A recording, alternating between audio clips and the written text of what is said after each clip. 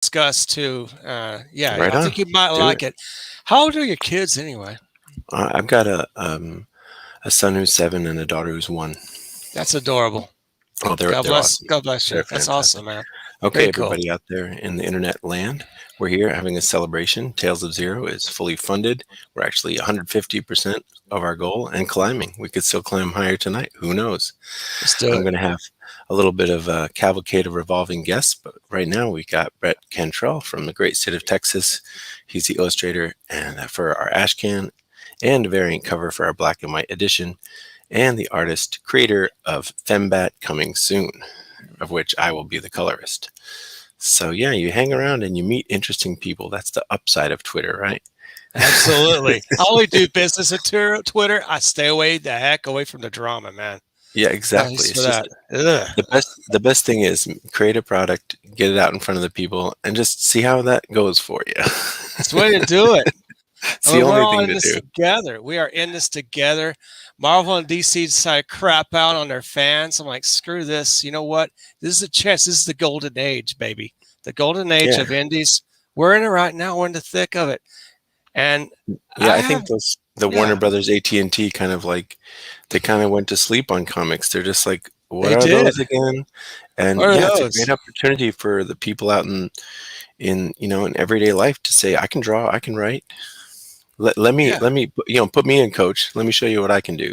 So exactly. it's a lot of fun. It's a lot of fun to be a self-made artist, a self-made writer, and form collaborations and just see what comes of it. So yeah, I'm excited for what you and I are going to be giving the readers in the Ash Can. I think it's really classic pulp stuff. Really, really a fun read. Super It fun. is. It is. I completed page 4 actually last night. And Yeah, so yeah, I yeah. I started saw it. photographing. It's like, I'm going to do actually my utmost best to make it look so kick-ass. Yeah. And I'm putting my all through this. So, yeah, it's why it takes a little bit of time to do the pages. Plus, I have Oh a my full-time gosh. job. Of Full-time course. job, Of take care course. of my mom and my best friend's in a nursing home. I take care of his yard and stuff. So I Yeah. got a No, full we're all. plate. Yeah, Yeah, exactly. I got a family. I got a job. This is something we do out of the love of it. yeah, It's not something we can do every second of the day, but that's why we give it our best when we got it. Yeah, I mean, your yeah, style is it's hand penciled, hand inked, hand lettered, hand laid out. So yeah, it's not something we want you to rush. I yeah. put It's so, for the yeah. people on the campaign. I put the deadline for your Ashcan as August. That's good. Everything else fulfills in June, but I was like, I'm not rushing him to draw this thing by No. hand. No Oh way. Take no. your time. Take your time. Yeah. Draw it as beautifully Thanks. and as intricately as you want, Oh yeah. and let's have fun with it. That's the key thing. Is when the creators are having fun, it comes through. That's When right. I write the thumbnail and I send it to you, and you think it's kind of fun, and you put a twist on it, and you send it back to me, that's enthusiasm that's contagious. Yeah.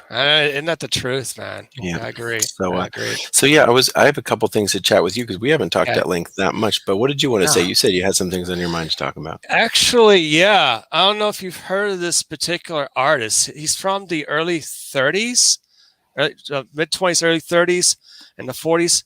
Basil Wolverton. You ever heard of Basil Mm, Wolverton? it looks great. It looks Yeah. awesome. It looks awesome. I would read that. Yeah, some of the stuff. Look at us. Look at this. You want to put a full screen on me real Yeah, quick? hold on. I Yeah. sure will. All right. All right. Cool. All right. Look at this beautiful page layout right here. Oh my It's god, I like a love it. it's like a bullet train going through space. It is Oh awesome. my absolute favorite anime of Yeah. all time is called Galaxy Express 999. It's about a train that goes through space. I mean, Oh that's wow. brilliant. It's so good too. A lot of But this this. got the Art Deco 30 stuff. Oh yeah, this is It great. does. Very Art Deco. This is so And the good. back cover is really cool. Oh Get yeah, this one is the back cover. stuff. This is the This is stuff. I love stuff. this. Yeah. In Yeah. fact, it kind of matches with what we're doing on Oh, the totally, Ashcan. Yeah, the totally. robots And especially. You know, yeah, the 1930s aesthetic for sci-fi is awesome, right? there's some. It is. It is, man. It's like Buck Buck Rogers, Rogers, yeah, Flash Gordon, yeah. At and like spaceships that look like hood ornaments. yeah, exactly. So Basil Wolferton created a strip called Marco from Mars, Hmm. and he turned it in almost at the same time Buck Rogers did for the same company. Hmm. So that they looked at Buck Rogers. This is more polished than Wolverton's. They had to write a "I'm sorry" type letter. Pretty much turned them down. And in fact, his Marco's going to Mars, and Buck Rogers, he's going to Mars himself. They didn't want to actually have any sort of a conflict, and so the publisher had to turn down Marco from Mars. Oh man! They said, well, if you can like redo it or maybe change it up, then we'll see about it. And so he kind of changed it up a few times. He actually, this is one of his at the bottom page here. It's art with no lettering. Oh, that's great. Yeah. Look at this, the style of it. And this, and then you get the rocket ship. Yeah, really cool. See, that's the stuff. That is the best stuff. My latest video, next to the latest video, has Basil Wolerton plus other few comic book pulls. Look at all this. Oh my gosh. It's just earth-shattering, literally earth-shattering work. I mean, the stippling is just paints, especially look at this. Brontosaurus versus the T-Rex. Oh my god. Beautiful stippling on the Brontosaurus. It looks like it took him days to do something like that. Totally. Oh my god. I mean, he just had fun with it. And all these different caricatures. He had different styles of caricatures. He worked a few times during Hollywood type magazines, got paid for that, and comics. He did have a stint with Walt Disney Company. He was turned down one time, but he kept trying at it. Disney hired him for a few stuff. There's Woozy Woofer. It's like one of his comedy style dogs. That's great. This guy was actually the jack of all trades when it comes to styles in comic book art or comic strip art too. A lot of comic strips that he did. I mean, it's just a whole wealth of information and plethora of art, and it's very inspiring. Isn't it kind of a creepy looking type of feel in one of his characters here in this one story? Yeah. And what were those done in the 30s and 40s? These were done, in the 30s. I think the late 30s he did. That's great. And then the way they published this reminds me of this one book called Comics, published in 1971, which did all the comics from like Fantastic Four, Plastic Man, horror comics, that sort of thing. They published in this type of style where you can just page turn up and down, This goes throughout the book here. Yeah, I love this guy's style. Yeah. Oh my gosh, look at those cities. It's fantastic. Yeah, this looks exactly like what we're doing in the Ashkan. Yeah. It's that 30s sci-fi vibe, I love it. And this is perfect for just something like that. Very inspiring. I can just take a look at this, go, yeah, I could do something like that. And then turn up a notch, put my style to it. Put your style in it, yeah. Throw it in. I mean, look at that, the pixelation of this freaking moon. Oh my god! Yeah, this is so great. It really is doing this all through the pages, really, just doing that. Yeah, this really is just like it's so similar to the aesthetic we're going for, and it comes so naturally. Yeah, exactly. Yeah, I just put in the chat. One of our mottos around here is "Ink Different." You remember Apple computers? They used to have the motto "Think Different." Yeah, but these days it's like it's not even allowed to think different. Now the motto is like think like a corporation. But when I saw your work, and I see also Carlos Rodriguez, who's doing the next book that I'm going to be writing, when I see somebody whose inks, as soon as you see it, you're like, oh, that person has a distinct thing. Yeah, that gets me excited. That's why when I saw your work right away, I was like, okay, this person has a distinct voice with ink that's not like anybody else. So. No, that's why I'm excited to work with you and also work with Carlos. It's like when you have stuff that all looks like the house style, that's great. Yeah. But, I can get that anywhere. I want to see something I can't get anywhere else, something like like what you're showing me now, If you could read a book like this, but in your style, in our modern style, it really takes your eyes into a different place. You know it. Yeah, I was raised, Gil Kane comics, John Buscema. Yeah, I was going to ask you about that. I figured that I'm John like, Byrne. I'm younger than you by, maybe half a decade or so. Something and, like that. I was raised, in the 80s reading comic books from the 70s, right? Oh, yeah, man. 70s were the best. I got a crap load of Bronze Age comics that I still kept. And these are going like hundreds of dollars each. I looked at on different eBay sites. I'm like, Holy crap, man! I'm sitting on a gold mine, but still, I may sell a few. I have doubles of some, but Yeah. most part, I'll keep most of mine, and maybe Yeah, sell a few here and there. collectors, the whole collectors market is a whole different bag. It really is. You have to put your head in that game, and I'm not interested. I like reader grade. Give me a reader grade Yeah, of the I like entire that too. Warlord series from DC. Give me a reader grade of the entire John Carter series from Marvel, and just let me Yeah. dig into it. I don't need to collect it. I just want to No, enjoy you it. don't.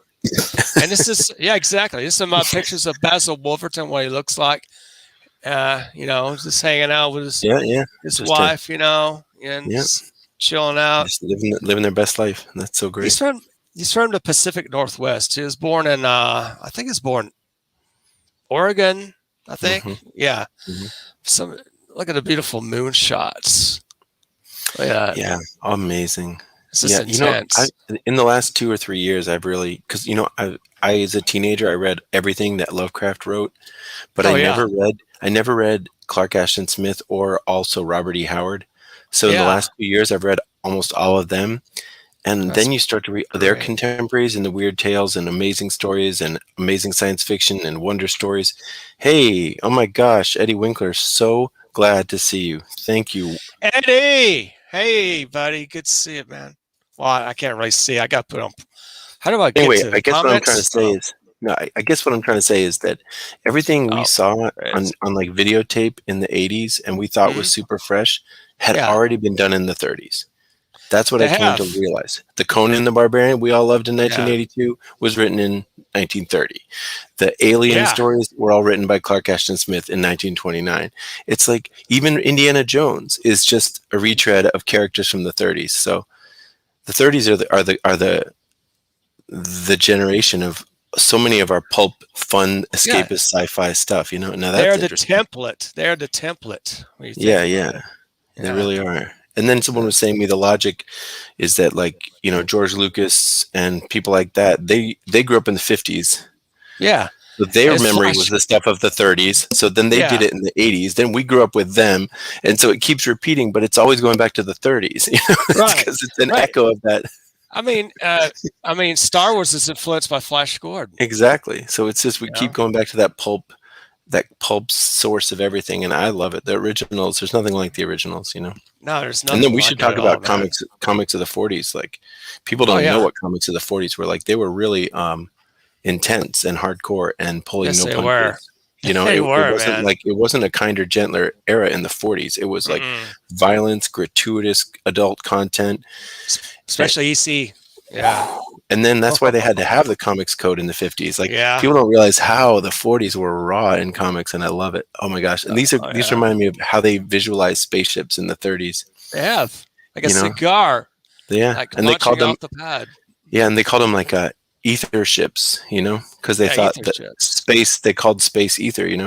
Hmm. And so that Clark Ashton Smith has a few where he's just like, I climbed aboard my ether ship, headed to the planet Venus, and I'm just like, Yeah, that's so rad. it really is. It isn't thinking about like empty space. Yeah. It's more like electromagnetically charged something, between the planets. That it's not just nothingness. There's actually a content there, and the ship's right on that content. Eddie, I really want to thank you again for being And back at 27. and El Gargoyle, thanks for being here too, pal. I know he's always Yeah. bringing the eggplant, Oh, the eggplant. Yes. which I think it's a dog whistle for So, veganism. I think he's extorting veganism. I'm pretty is sure. he really? Oh, Yeah, wow. yeah, yeah, yeah. He wants us Cool. to eat more hummus. I may have to eat Steve an Grover. eggplant. Yeah, It can be cooked really well. Oh my it gosh, can. Stratosphere Patrol. It's so Yeah. good. Stratosphere So Patrol, good. man. It's really cool. I mean, the blending of the inks, the chiaroscuro effect. I mean, I lay down a lot of lines. And if You I do do. You more, do. yeah, I do. And it takes time to do. But if I do the hmm chiaroscuro, a lot of the shadow, the way that Paul Chadwick did with Concrete, I don't know if you heard Concrete, Mm-mm. Mm-mm. came out in the late 80s, published by Dark Horse, I think. Yeah. Mm-mm. It's one of the earlier No, Dark I Horse think I missed titles. that one. I did It's read like a Boris the big, Bear. he's almost like he's like the Thing, but he's concrete. Oh, He's, cool. I'll so check he's it out. like, I like the yeah, 80s Dark Horse a lot. yeah. Do you have a Second at Charles where you are in Massachusetts? Say that again. A Second at Charles store? I don't think Secondhand so. What is Charles. that?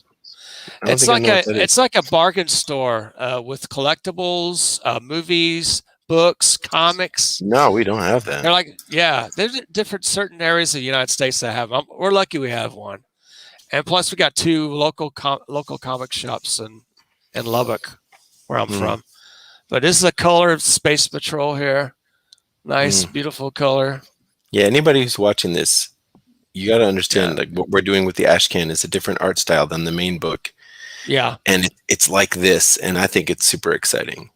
Yeah. When's the last time anyone's put something forward with a modern sensibility, but with this 30s sci-fi look? You know, it's going to be so fun.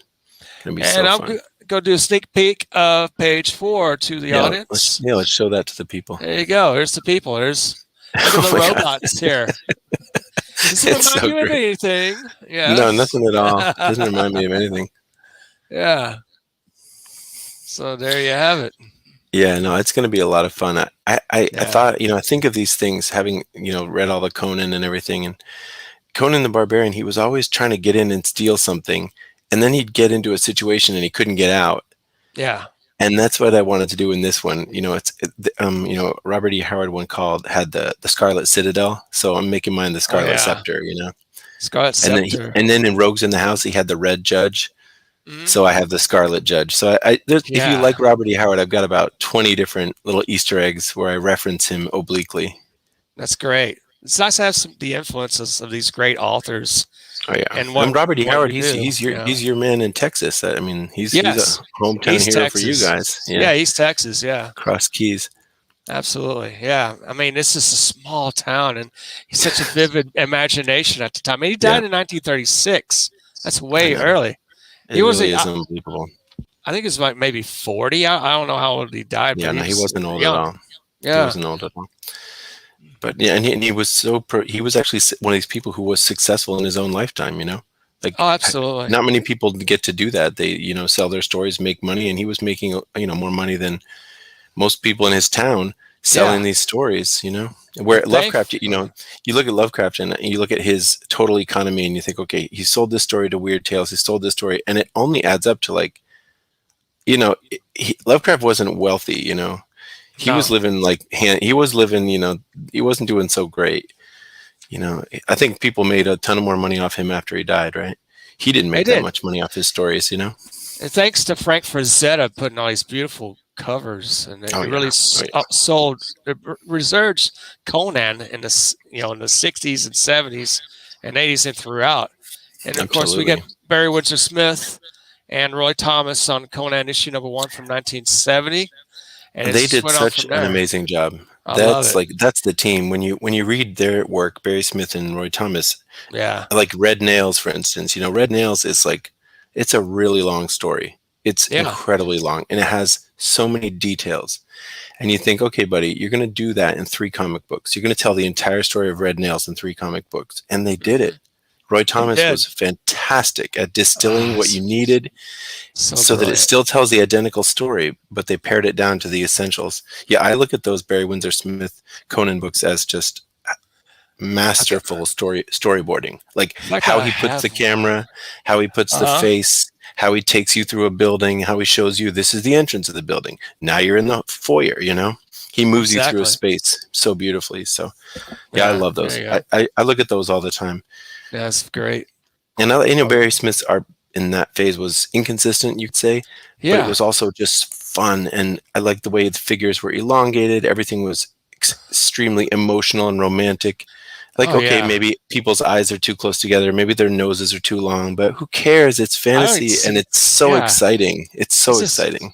I mean, there's a story behind that. That we're going to hire John Buscema, but Buscema thought the pay was too low, and he had other things to do at Marvel to draw. And then they had Barry Smith to do early Daredevil issues and X-Men at the time. And so when they approached Barry Windsor Smith, he says, "Yeah, I'm right on. I'll do it." Did for that pay rate, and thank God for him. He brought Conan, fleshed it out, and everyone loved it. Oh my God, it's timeless. Yeah.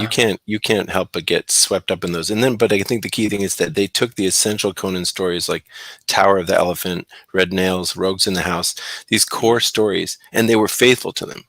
They were. They didn't just like, kind of give it the title. They just really were true to the originals in such a beautiful way. They were. So that if you get into Red Nails and the Barry Windsor Smith and you go read the original, you're just going to love it even more because everything you loved is there and more. Yeah, Red Nails is. I go back to that as a seminal piece because even when Robert E. Howard did it, it was pushing a lot of buttons. It was very provocative. It was. And then you have like Barry Smith just took it to town. He did such a beautiful job. Yeah, I love it all. I love it all. Fantastic. So good. Yeah. And Cam 1138, I really appreciate your support. Thanks for the big thumbs up. Hope you're one of our backers, but I know you're a very outspoken and free thinking voice, and I just appreciate you having our backs on Cam. this. Cam, you're a great guy. Yeah, man. Absolutely. Oh, hey, Eddie Winkler. Oh, yes. Rock on, Cam. Eddie Winkler, I bought your Sovereign Wolf book, by the way. I think of it the last couple of months ago. Yeah, so Eddie may have already bounced. You gone? Because he said, bye, Eddie. He said he had to go. Good night. But Cam was with us. Good night. Yeah. Cam, feel free to drop any comments you want. This is an open campfire. Anything you want to just tell us, whether you like the Conan stories, whether you're indifferent to it, Oh yeah, this is the recolors though, right? Yeah, these are different colors. To that. Yeah, if you look at the Red Nails, if you can get it in the Marvel Treasury size. I wanted to get that. God, you need to, man. There's a couple of shops near me that have it, and just save up for it. Oh my God, see Barry Windsor Smith's artwork that big with his colors. Size. His colors are so different. Nobody would color the way he does. He's like, this is pink, this is orange, this is pink, this is purple, this is blue. And then when he did the X-Men 205, that's my favorite comic I think of all time. I have 2 copies of X-Men 205. Oh my gosh, me too. That's my favorite book of all time. I think if I had to pick one. Corventus is saying, "Where's the campaign?" Here's a cameo appearance of Red Sonja in issue 23 of Conan, and she comes in somewhere in a book. But yeah, here we go. I think they may have redone a cut. They did 2 different versions of 22 and 23, I think. Well, the cover was, This dude with the wings. I don't know who he is. Some vulture guy. Mm-hmm. He's a vulture. I love this. Those tall panels. Those Barry Windsor Smith tall panels. He loves those. Those are awesome. God, yeah. I have to do some of the maybe one page of this. In the Scarlet Scepter. That would be fun. Yeah. A little tribute. Yeah. Tribute to BWS. I've ordered Monsters. It should be coming to my door sometime next week. Oh yeah, that's a huge deal. That was a long time coming. 35 years in the process. Good God, you gotta order it. Yeah. So. Yeah, I'm amazed that in my collection of reader grade X-Men comics that I grew up, how many of them I already had. How many of Barry Windsor Smiths I already had. It was like I naturally just gravitated to those. Yeah. I mean, I enjoyed the John Burns also and the Dave Cockrum, so those early X-Men's. And I've got the full Phoenix Saga run. Mm-hmm. I just bought cover price back in the day, and look how high they are right now. Yeah. Wow. Corventus in the chat, tell me if you can click on that and if it works. We are a finely tuned organization. I'm a highly trained broadcaster. I didn't even put the link to my own campaign in the chat. That's what Corventus was pointing out to me. Yeah, we need to put that, if you put the link in it. Yeah, we need to show the Tales of Zero. That would make sense. Yeah, wouldn't that make sense? Yeah, if you could do that, it'd be awesome. Yeah. Do you have the, Cam is asking, the oversized beat-up Barry Windsor Smith Storyteller from 1996? I don't have that. God, I had those and I sold them like a fool. Mm-hmm. I'm so mad. Yeah. I used to have them. Yeah. The one I want is that it's the very first giant size Conan. It has, I think, Rogues in the House and Red Nails. Yeah. And, oh my God, I really want it. One of the comics that meant the most to me as a kid was the Marvel Treasury giant size Empire Strikes Back. I used to read that over and over and over and over and over again. So those big Marvel Treasuries, you really, because the comic artists, they drew them on big pages and shrunk them down. So when you have the Treasury, you're kind of looking at the real art. It's the real art. That's why they have artist editions that are selling like hotcakes. So those big ones are like, for Barry Windsor Smith, it's even better, It's better. I do have that reprint of the Red Nails black and white. on his oversized Conan magazines. Bought that for like $4 at a comic Yeah, it's convention. been put out a few different times. I've got a Yeah. mini one. I've got a mini version of it. There's her, Sonja. Oh my Look at her gosh. See, I'm not used dance. to these colors. I am totally not used to these colors. I'm gonna have a girl that looks almost like her in the Scarlet Scepter. So we'll have I one of bet. those Yeah, I bet. bevy Yeah, of and that beauties. yeah, well, there's a couple of Conan stories where, because with my two guys, with Zero and Asilo, Zero is the talker, but Asilo is the doer, and Conan is much more like Asilo. So Conan Yes. would be running through the place, see the beautiful girl, just chuck her over his shoulder, and just keep trucking. And then at the end, he would just say like, "Be well," and just let her go. Conan always would like let the girl go. He just always Yeah. had that higher he had that great Kind of higher that moral about yeah, him in he a way. did. He was like he was always more civilized than the civilized people who were always Oh scamming on the yeah. girls and using them as slaves and everything. So Yeah. I tried to have that in the Scarlet Scepter as well, where Of course, our women throw guys their who bodies are at Conan anyway, so yeah, not hard but for him it's to like get. our guys who are the thieves. They're the ones who are morally actually freeing the slaves and doing the work. Yeah, Yeah, look at that. That's a Barry Windsor Smith face right there. definitely. Wow. Yeah, it's those colors are jarring though. I'm They totally not really used to are. them. Yeah. Nice, Yeah, nice little so yeah, open panel. I could talk. Oh, that's awesome. I could talk forever about the X-Men 205. Oh yeah. I'll tell you how I first read it. I was, just to tell you how old I am. I was 11 in 1986, so I was 11 when it came out. Oh, look at Yeah. that. Amazing. And so Wow. there was a copy of it that circulated like around my elementary school, middle school, Mm. and I just got it. Somebody handed it to me, and I think it was kind of like so provocative, that Oh X-Men yeah. 205, because it has the bodies and the circuitry going into the bodies, and it has the blood and someone's blood spattering against the wall. And so somebody ended up giving it to me, and I read it, and I think I just kept it. I was the last person in the chain. I'm like, I'm keeping this. And oh my God, it just moved me so much. Then from there on, oh, there you go. There it Right is. now, There it is. So good. It is so good. I love the black and white. See the black and white Barry Windsor Smith piece. I think I've they seen showed that. it. Yeah. Yeah. And of course, the red Yeah, nails. he's color got version. this he's got the Stegosaurus. He's like we were fighting for our lives against a fearsome beast, and it's like a Stegosaurus. Yeah. Chilling out in the woods. Just chilling out in the interrupted. woods. There's these two Just humans eating. pestering me. I'll eat them. Yeah. I'm gonna eat some humans. I know scientifically Yes. I'm a herbivore, but Yeah, I'm gonna in the them. Conan world, I have fangs. Yes, I'm thirsty for blood. Yeah. They disturbed me from my salad. I must eat them. And then Conan's like, look over there. There's some fruits. I'll stab the fruits with a wooden spear and then stab the monster. Don't you recognize those poison fruits? I like Valeria too because he often has a woman sidekick for an adventure, but Valeria is one who can kick butt just as much as him. Oh yeah. She's like an accomplished swords person and just kicks ass. And in the end, they're like let's go kick some ass together is how it ends. So she was in the movie, I think, right? The very first, I think Schwarzenegger. So. Yeah. Yeah. With James Earl Jones. Yeah. So Cam's asking about today. I would say, Cam, this is it, because there's a lot of streams that are tearing down, and we try to keep a positive mindset. But let me just put it this way. My favorite comic growing up was The New Mutants. Last year that Sienkiewicz and Claremont came together and did one issue of The New Mutants. I bought it. It was good. But they have ongoing stories of New Mutants, Fallen Angels. These are some of my favorite books. I can't even get into them.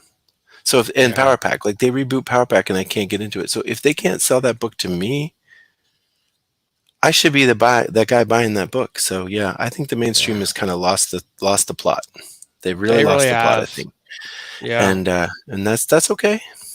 That's what happens when you're owned by AT&T and owned by global megacorps. You lose your touch for what the real people want. And Disney. That's okay. So it's like the people can build their own stuff, and that's fine. Look at the staircase. Oh, yeah. I know. I remember. I know every panel of this by heart. I just don't know these colors at all. The colors are totally different, but I know every panel by heart. Yeah, That view from down, yeah, from above. that's something. Yeah. That. Oh, yeah, they didn't have those glow effects No, they didn't. back in Barry Windsor Smith's day. He would just have Oh, to, spatter it like, with like watercolors. Oh yeah, put a there's little. the skull. This is a Yeah. great shot too. They kind of cover it up with the glow effects, but when the skull comes towards her, then she Mhm. smashes it, and it's just a dude wearing a costume. So Yeah. in the original, like you can see the skull's eyes and you can see the person's eyes. You see that, Uh-huh. but the glow effect kind of covering up the fact that there's actually a person in the skull. Right. Oh yeah, this is good stuff. Yeah. Very cool.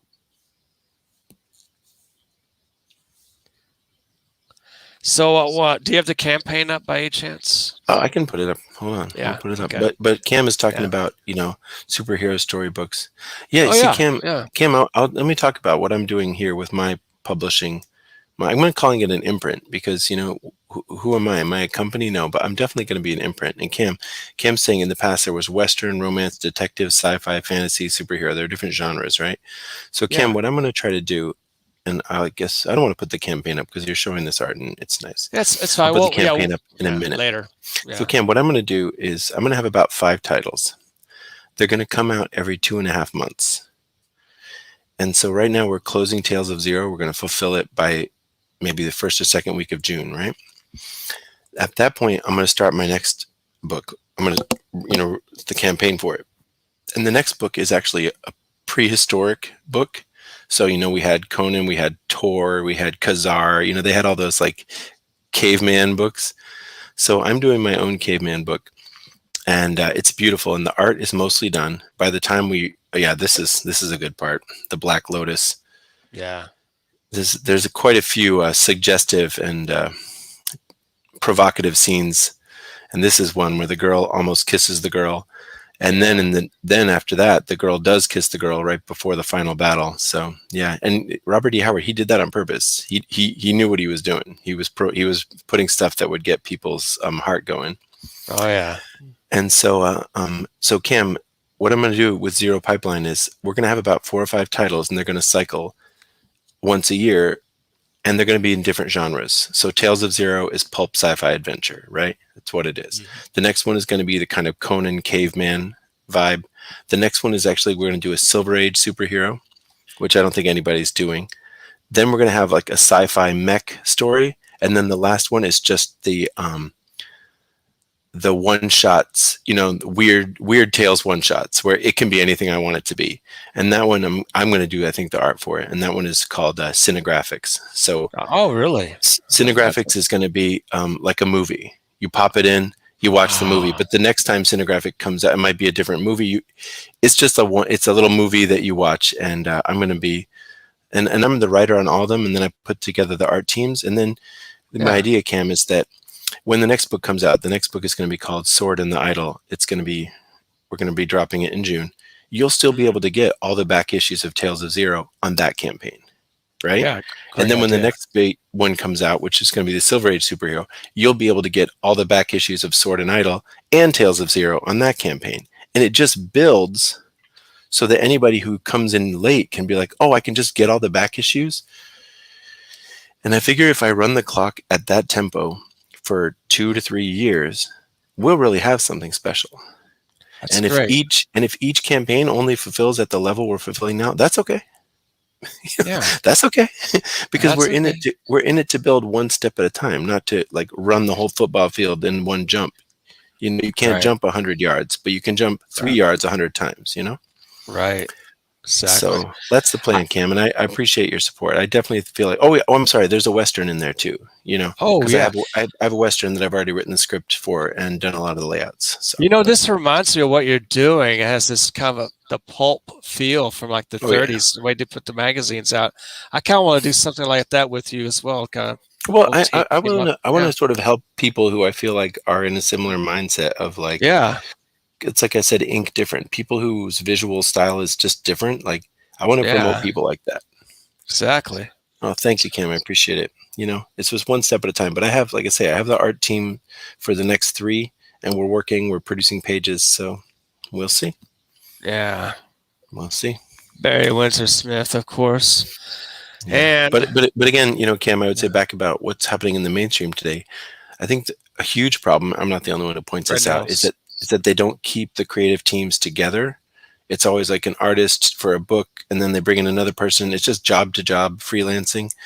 Where like, when Power Pack, you had Louise Simonson and June Brigman, and like they were on it. They were a team. They visualized it. They wrote it. They drew it, and like they did 25 solid issues, and it's brilliant. And then you have, of course, Yeah. Claremont and Cockrum, Claremont and Byrne, Yeah. Claremont and Sienkiewicz, Claremont, and so it's like you got to have that. It's like in hip hop, it's like the DJ and the rapper. You have to have that chemistry, and they have to stick Yeah. together. You can't just keep substituting a new DJ and a new rapper. It takes time to build up your momentum.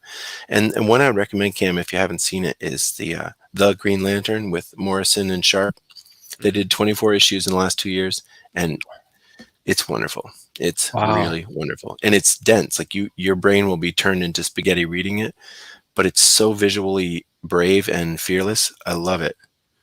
Yeah. Oh yeah, Claremont's unbelievable. He wrote the New Mutants. He's also writing X Factor. He's also writing X-Men, and he's keeping it all coherent. He's keeping it. I listened to an interview with him, and oh yeah, it's funny with those, Cam, because like you can read one and just sort of think on it, read it 2 and then think on it.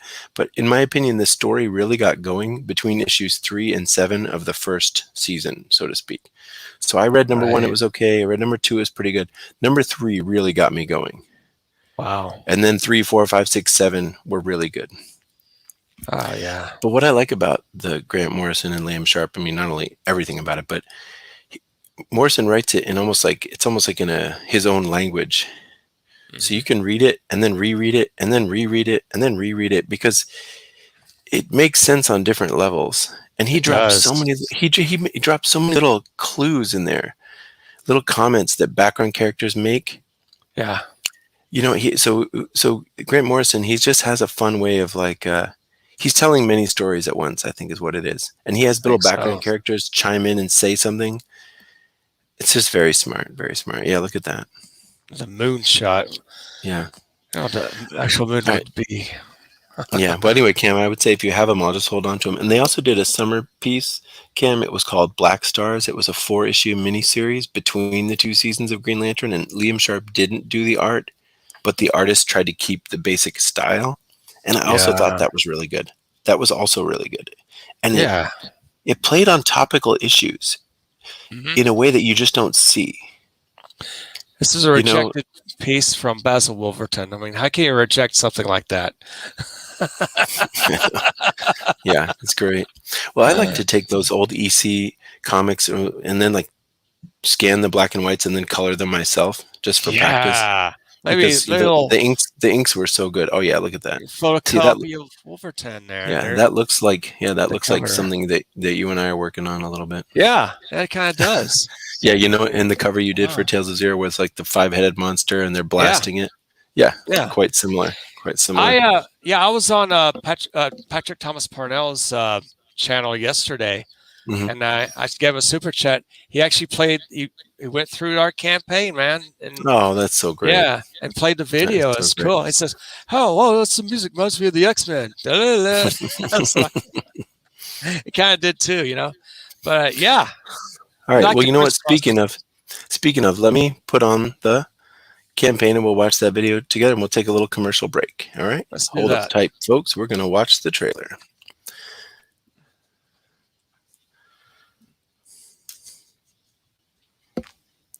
All right. It's coming. It's coming. It's coming. All right. It's coming. A little visual before the show. Now are we seeing it? All right, rock on. Yeah, I see it. Looks good.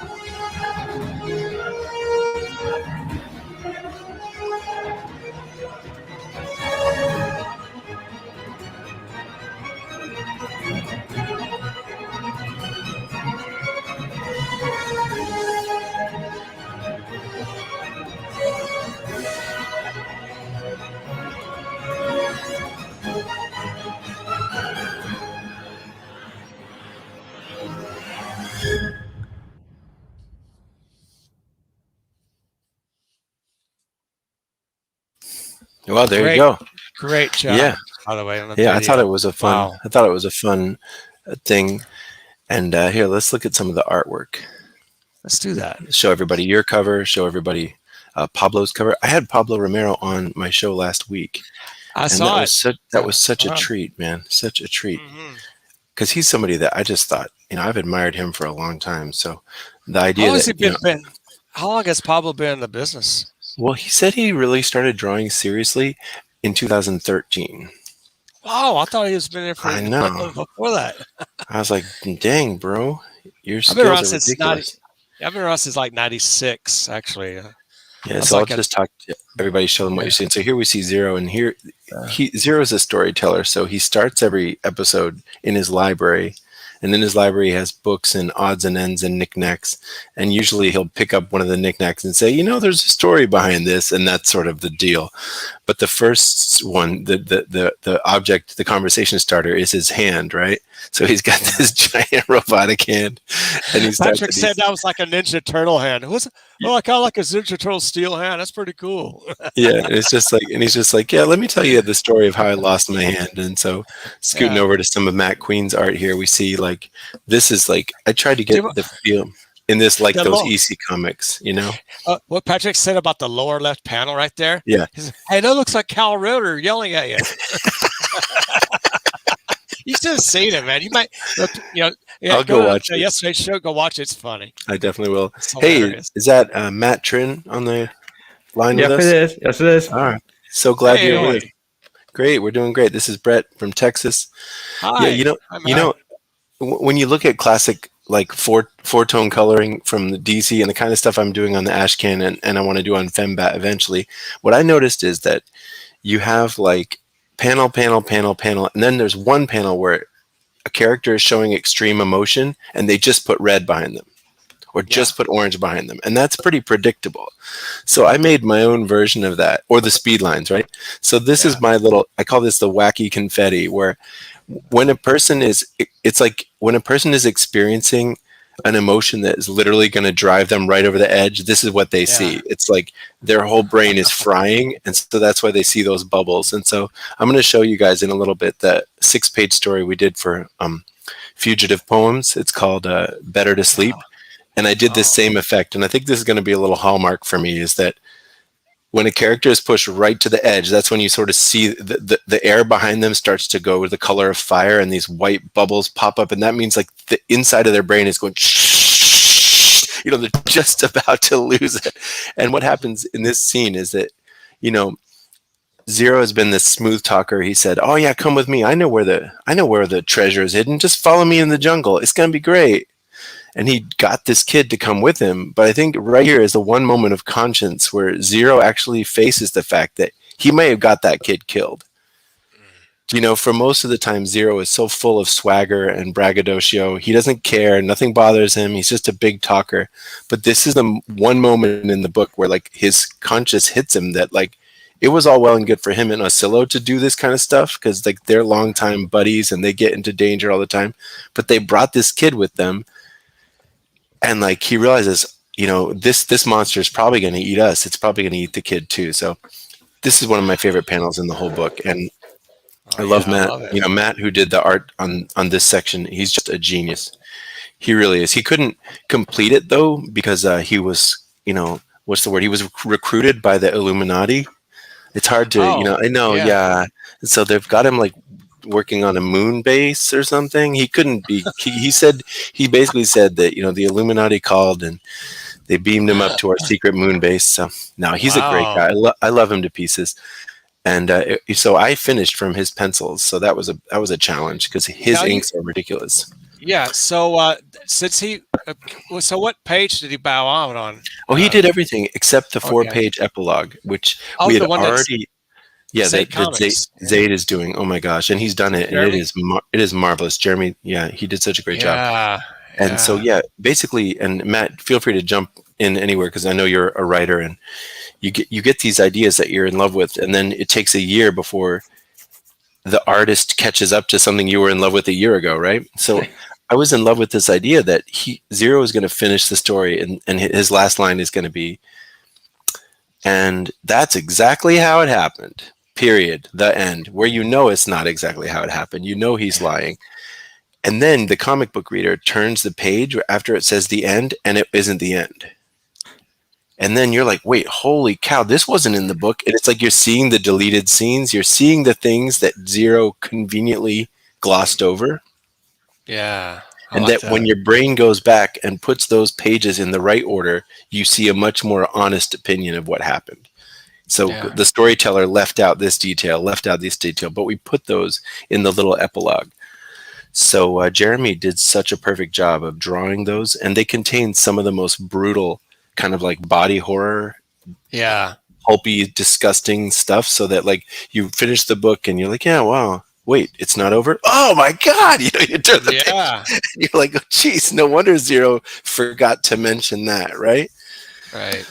So I think it's going to be a great experience for the reader, kind of like in the movie Carrie, when everything's fine, and they go and visit the grave, and they reach over, and then the hand shoots up out of the grave. It's that jump. It's the jump scare right after the movie has told you everything's fine, right?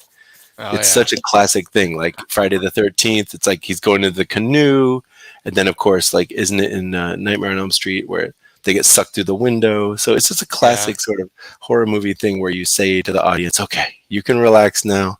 The danger is over." And then they turn the page and you hit them with it. So the epilogue is definitely going to be like something, a treat for the reader, that will hit them right. Let's look at some other art. And then Matt, I wanted to also give you a chance to talk about the McKinnon Chronicles too and what you're doing, because I just feel like all of us, we got to pull together, support each other. So here's Elliot's cover, which I love. It's like the monster is a shape-shifting slime that can be a liquid in a bowl, but can manifest arms, legs, or tentacles as needed. So how do you depict that on the cover of the book? So what we did is we made the monster just negative space. So it doesn't have any form at all. Of course, it doesn't really have red outlines, but it made for a good cover.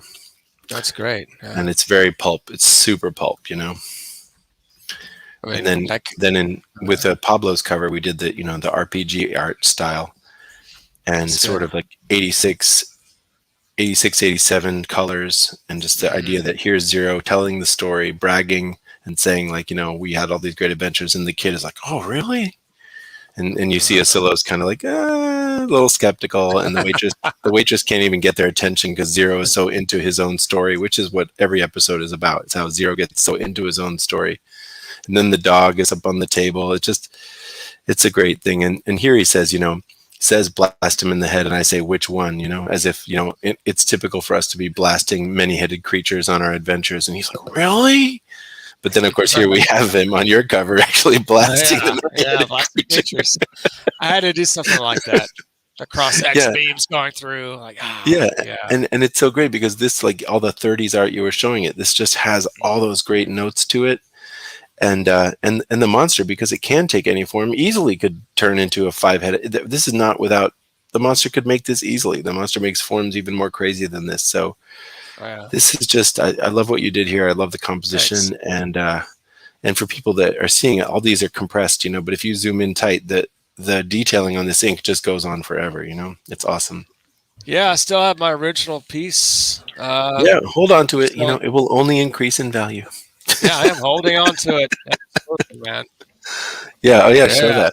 Show that. I'm gonna let me make you full screen there. Okay. Let me highlight you. Show that again. All right. They're full. Oh, look at that. Piece. Look how crisp it is. Look how clean it is. It's funny how the computer doesn't even show how good it is. Oh, yeah. If you can, everybody at home, if you can see just how tight together the lines are on those serpent heads. Yet each one is a separate line, It's like really beautifully done. It's like a lithograph, You could do this like a lithograph. And I like the dark. I like the dark shading on Asilo. He's like really, all the lights coming from in front, so we see his back silhouette. Yeah. Very cool. Thank you. All right. Yeah. Back to the campaign. Well, like I said, we're going to keep building the Zero Pipeline Comics as an imprint, so that you hold on to that original art. It's not going to go away. We'll keep this book available to people, and if Tales of Zero Book 2 comes out in 2022, then everyone will want to read the first one, and maybe we'll have you do an Ashkan for that one too. Yeah. But it's just like Tales of Zero is sort of like an open format. Once you understand who the people are, anybody could write one. Yeah, I think of it like a public domain kind of character. Anybody could write a Tales of Zero story once you know the dynamic between the main characters and the type of situations they get into, and then the way it's inevitably going to play out for them. Where basically, like a lot of classic Conan stories, there's going to be a heist element. They're always trying to steal something. Like the Conan stories, they get into a situation not of their own making, get caught in the crossfire of some other dynamic, fight their way out, and basically lose everything and start again in the next story. So they're always like searching for the big payoff, almost get it, and then lose it. And it's funny how many times Conan in the Robert E. Howard story does that, where he actually has the thing in his hand, and at the end he like gives it away, lets the girl go, and it's like, well, tomorrow's another adventure. Ba-boom. So it's just very much in the 30s pulp, ethos. So yeah, I'd like to actually buy the T-shirt for Pablo's cover. It'd make a beautiful shirt. I wonder about that. Pablo's cover has a lot of it could work in a lot of homes. I thought about a T-shirt design, but my God, I'd buy it. Let's get some. We'll get some books into people's hands before we go. Yeah. I mean, that's further down the line. Yeah. Yeah, sure. And for me, I've just wanted to basically come out of nowhere. No one's ever heard of me. Yeah. Some people have heard of me through different channels and stuff, and and just prove to people that I'm real and that I'm about the art, the creativity. I'm not about flame wars. I'm not about us, this group of creators versus this group of creators. I feel like the best thing in the earth is put your work out there and let the readers decide. Exactly. That's what I do. That's where it all comes down to. That's what I do. Okay. So Matt, how's the McKinnon Chronicles going? Because you're doing Kickstarter and Indiegogo at the same time, right? Wow. Yep. Right now, the Kickstarter is a little under 300 over the goal, and the Indiegogo just stalled at $234. Yeah, so your Kickstarter is a lot more active, I think. Yeah. Okay. But, it doesn't matter as long as one of them is cranking, right? Yeah. Right. And I pretty much put them up on both because I know there are people who prefer Indiegogo to Kickstarter. So why limit the audience? Oh yeah, absolutely. Give people more than one option. Like there's nothing wrong with giving people choices, right? Yeah. That's nothing wrong with giving people. Yeah, well, maybe in the weeks ahead, you could be my guest again, and we'll really go through the world building in the McKinnon Chronicles. I retweeted you the other day, and I thought about how much you and I both love Space Battleship Yamato, and I was like, and that's the funny thing, how like there isn't a space battleship comic out except yours, right? I think you kind of own that right now, and that's not a bad thing at all. That's great. I never thought about that. That's a great thing. You know what I mean? If you have the Space Battleship comic and you can like attract the Yamato fan base to what you're doing, you know what I mean? You got to think about who are the people, what are they already into that could then segue into what you're doing, right? I feel like my readership for Tales of Zero is people that already love Conan, people that already love Robert E. Howard, people that already love Clark Ashton Smith, because they're just going to eat it up. It's going to be like easiest thing for the world to digest what I'm doing because it's steeped in that ethos. But for you, like, I feel like the Yamato fan base is big, right? Yeah. So there you go. Well, yeah. I mean, I went to FYE the other day, saw that they were selling the remake for $70. So yeah, there is still a fan base for it out there. And also Captain Harlock and then Vanguard Ace. Vanguard Ace had some incredible episodes where it was just naval strategy. The whole episode wasn't about transforming robots at all. It was about like the Prometei base, which was like their battleship, and then the Doppler and the two space navies kind of duking it out around a nebula, and using the nebula for cover. And, I think, Harlock had episodes just like that. So the whole idea of like space naval battles, even Gunbuster, I think there's definitely a genre there of like the Navy and space vibe. Yeah, the only thing that we've really got out there in terms of comics is Star Trek comics. Yeah, Right. and Right. that's more like explore, discover, get into sociological quandary with native people. You know? Yeah. Yeah, Those and episodes that were about space battleship fights in Star Trek, those are the ones that people really they stood out because they weren't the norm. I think. You know. it's Yeah. really surprising that not even Star Trek has done a space battle like in The Wrath of Khan, where Mm-hmm. Yeah. it's not just blasting the hell out of each other. It's Yep. there's strategy involved. Yep. Yep. What's that series with J. Michael Straczynski? Gem on 5. Yeah, they had a lot of space battles in that show. They look like video game blips when they're shooting each other. I'm like, okay, that was 1995. I get it. Yeah. Video toaster. Yeah, the video toaster images. Video toaster. Yeah. I've seen cleaned up images of the CGI models, and they look really good. Oh, okay. Maybe That's our great. TVs were just really small. Yeah, Well, I remember seeing. I'm like, God, it looks like Galaga or something. What am I watching? they recently remastered the series. Thank Oh, yeah? God for that. That's I was cool. like, oh, what the hell is this? Have you ever seen Matt? Have you ever seen the Captain Harlock series, Endless Orbit SSX?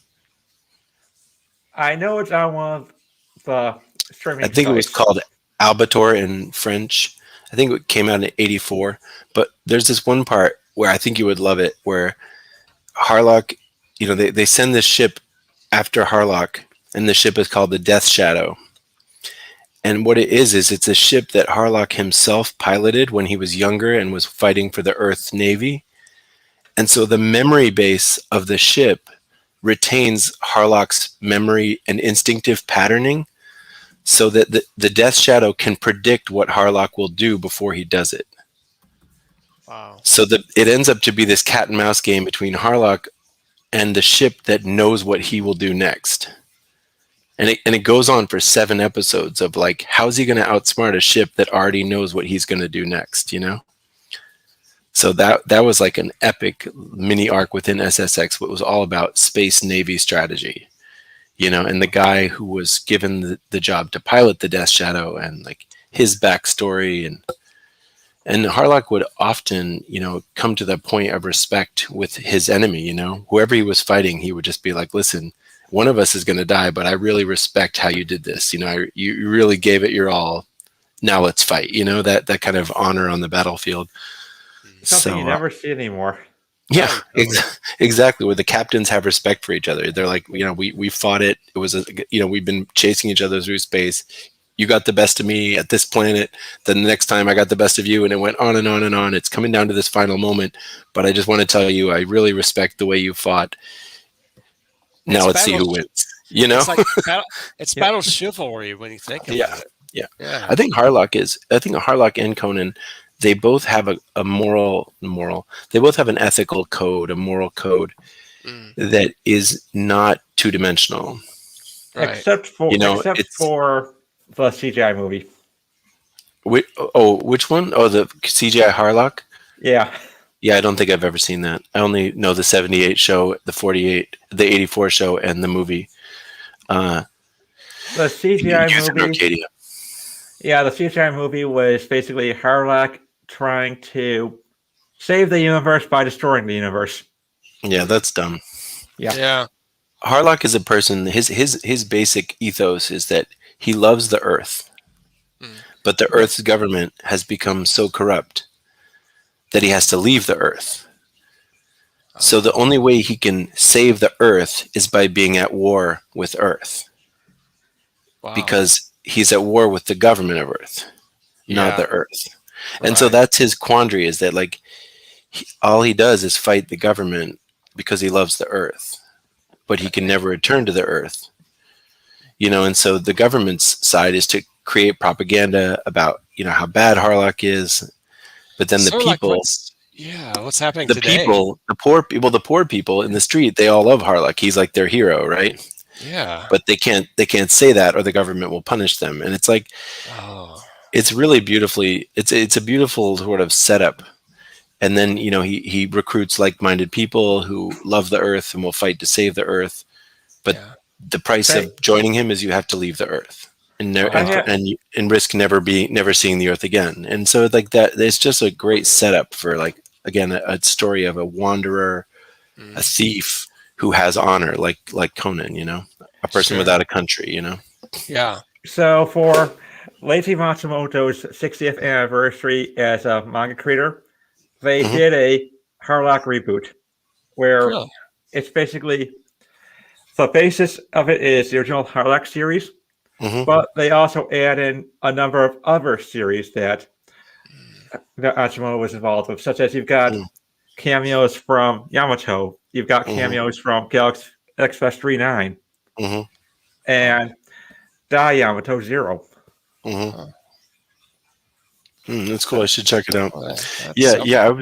Yeah. It's just those things. Those things are just beautifully told stories, and yeah, I love it. So yeah. So tell us about. Give us the pitch of like the McKinnon Chronicles. What's the world about? What's at stake? Take us into the world a little bit. Does he have any imagery or anything to share with Yeah. us? Do you have anything you want to share? Can we share your? Actually, I'll search up your Indiegogo. Is that good, Matt? Yes, Yeah, go go ahead. ahead. Yeah. All right. Awesome. See, this is nice. I like having people on, promoting other Yeah. people, sitting around the Yeah. campfire, talking about ideas. That's what it's Well, all about. it's very valuable. We need to do that more often. I like it. Everybody reach out and let's build this thing together, All Exactly. right, I'm going to find your campaign and we're going to put it up. But anyway, begin to tell us about it while I look for it. So, McKinnon Chronicles is set 3,000 years in the future, and the entire galaxy has been colonized. You have two factions. There's the factions, the Solarian Alliance, that's where the capital is based around Earth, and it's the faction that Mason McKinnon, the main character, belongs to. And then you got the Terran Federal Republic, which is the second faction that basically they don't want to be ruled by Earth from somewhere so far away from them and doesn't know what their struggles are like. That's Thing. right. That's right. So, how many pages? Right now, 48. Oh, that's great. It's a good deal for 15. That's awesome. I might add more pages. Oh, yeah. I understand that. It's partly because I've been finding some pacing issues with it. Sure. But back to the pitch, it's about Mason McKinnon. She's a battle cruiser commander, and her mission is to hunt down a rogue heavy cruiser from the Terran Federal Republic, which is engaging in piracy action against the Solarian Alliance. So her whole quandary is that it could be something that Nice work. it could be that the Terrans are. This is a trap. Yep. Nice perspective. I like that. They're pretending to be heavy. They're pretending to have a rogue ship out there, so that for plausible deniability. And then there's also the idea that it could have been hijacked by space pirates, and the idea is that setting in a battle cruiser wouldn't be so bad. Would be a good idea since the heavy cruiser would have downgraded weaponry, as they'd also downgrade their reactor system to look more like a civilian ship, so that they can approach the other freighters and take them out. All right, now, Brett, I want you to hold on, okay? Sure. Brett likes comics that have pretty ladies in them, so Brett, be ready, okay? I don't want this to catch you unawares now. Okay. Okay. Now hold on, now, Brett. Oh yeah, this is going. Oh, sweet. Brett's like backer number 7. Yeah, back this one. Lovely, nice, tastefully lady. I like that. Yeah. Yeah. So, and I mean, you've got a whole world. It's, some of the world building reminds me of, Gundam with the Xeon versus the Federation, the sort of the Earth and the colonies and that inevitable tension that grows up. But do you have some story arcs that are going into future books too? Or, I mean, how much of the story is wrapped up in 48 pages and how much is going to continue? Well, since this is my first book, and Mhm. I'm not certain if if there's going to be a support later on Right. for a Yeah, second yeah. book. Yeah. Yeah. It's all self-contained. Mhm. You just find out about the character, and Yep. if you like the character enough and support the next campaign, go Yeah. ahead. Right. Cool. Is this going to be Yeah. in demand? If it gets funded, yes, I'll put in demand for 1 month afterwards. Okay. And you have 1,000, your goal here. So you're a quarter of your way to the goal on Yep. Indiegogo, Okay. but you've already reached your goal on Kickstarter. Is that right? Yep. Well, Okay. congratulations. Yeah. Thanks. So that's good. So, everybody, if you're in the chat or elsewhere, please support McKinnon Chronicles #1. Yeah. Let's get it. Let's Please get do. it. Get it. It's a flexible goal, right? So even if you don't reach Yep. your goal, people will get their stuff they back, right? Exactly. I mean, Right. it's something I want to do for the people who are on Indiegogo only. All right. Now hi, this is the Jordan. one. This is the one that Brett, you want this one. See this one? Physical and NSFW variant, Brett. That's you. That's where you Okay. need to click right now. Oh, Because okay, that's the pool one. You right? Oh, Yep. yeah. See? Yeah. At $20. $20, you're gonna get 2 copies, right? Yes. Or no, you're gonna get 1 copy, but you're gonna get the rare cover.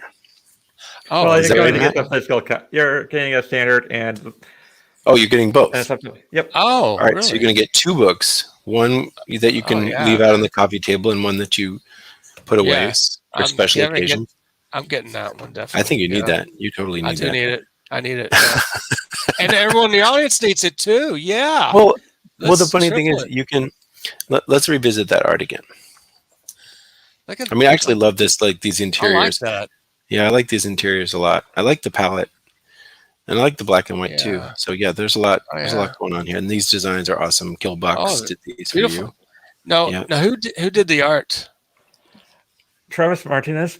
Oh, he did a great job. Yeah, Yeah, it's really nice. Wow.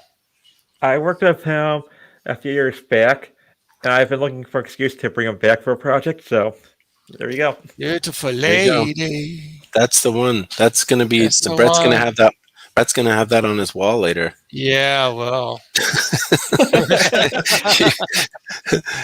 Matt, I wrote this story, for Brett. He's doing the art for the Ashkan, and it's about 2 guys that break into this corrupt judge's office to steal this scepter, and then they break out, but there's 2 giant robots at the gate, and they have to outsmart the robots. Now, is that a good story? Great. Yeah. So then Brett says to me, "Yeah, but there's no pretty ladies in your story. You have to fix that." And I was like, Right. dang it. So for Brett, I fixed it. I had it that the judges Yeah. keep a harem of, pleasure slaves, and that Asilo will grab one on his way out and set her free, Yeah. And it worked out in great. Quotations. Yes. No, he will. No. Our guys, we have the Conan honor code that, Oh. she's either going to come with them on the next adventure or she'll be released, Exactly. But no, in this case, I think we'll release her. But eventually, Asilo and Zero will get a female counterpart the way that Conan often would. And I'm going to make her the waitress, What's the the waitress- waitress name? Let's see, in the script, what do they call her? Gosh, I gave her a really boring name, but I think, I didn't really name her. She's only named in the script. But Yeah. I have a name. What was it that I want to come up with her when she returns as, like, I'll have you to read little it. did you know I was more than a waitress, Da-da-da. Yeah. I think she has promise. She really Oh yeah, does. and that way the cover that Pablo did, where she's on the cover, it'll make more sense. I love why that. the I'm glad you waitress added has a her. cover.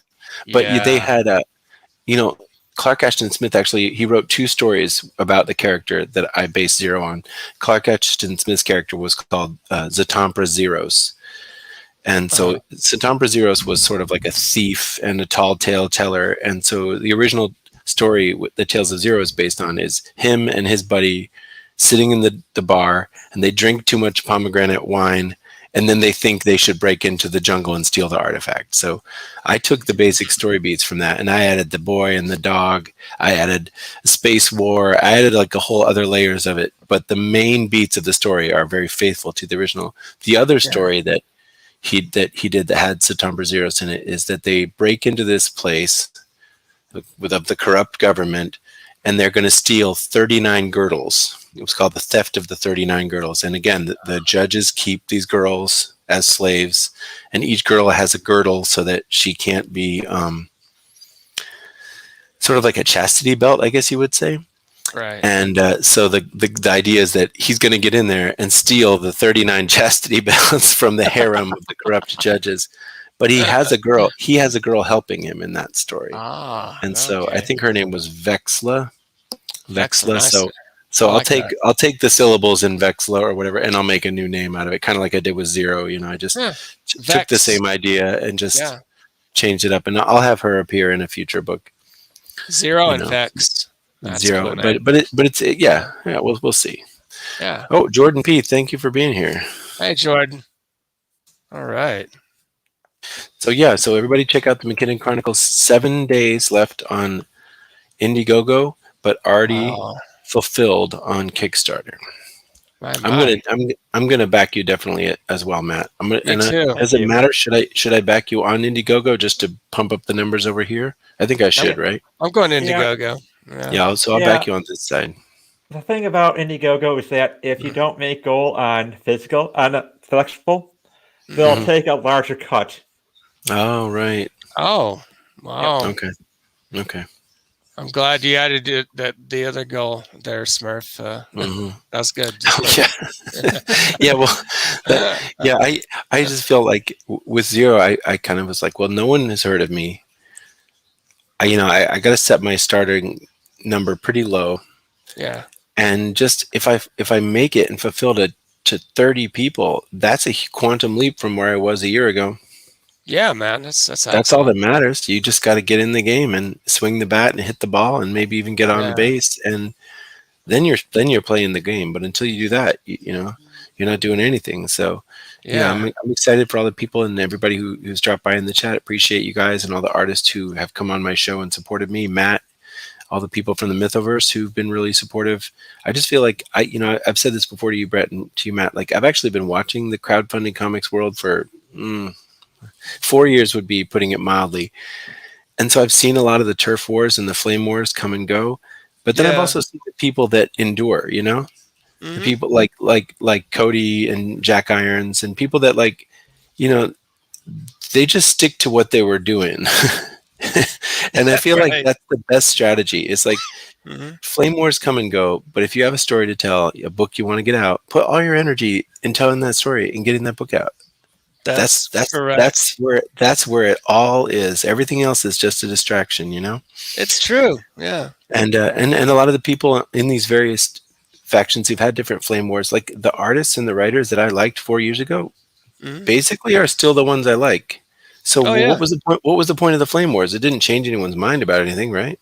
No, it really didn't. It's just like so. That's why I don't. That's why I don't do like hashtag wars or people versus them, because actually there's so much talent out there, and the person that did the variant cover for that person might do a great thing for your book, but then you're going to get into like a high school thing of like, but I can't do them because they did a project with Billy, and Billy did a project with Susie, and Susie did a project with Tony, and it's like, oh my God, we cannot live like that.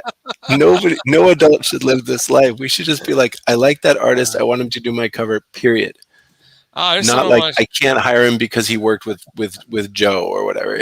But it's funny. I think there's that force. I don't think it's coming from people, but somehow it lives in Twitter. That force of like you have to only work with people who sit at your lunch table, or you have to be mad at those people.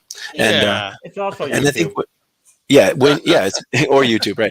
But it's like the people that just set your course and get in the boat, start sailing the ship.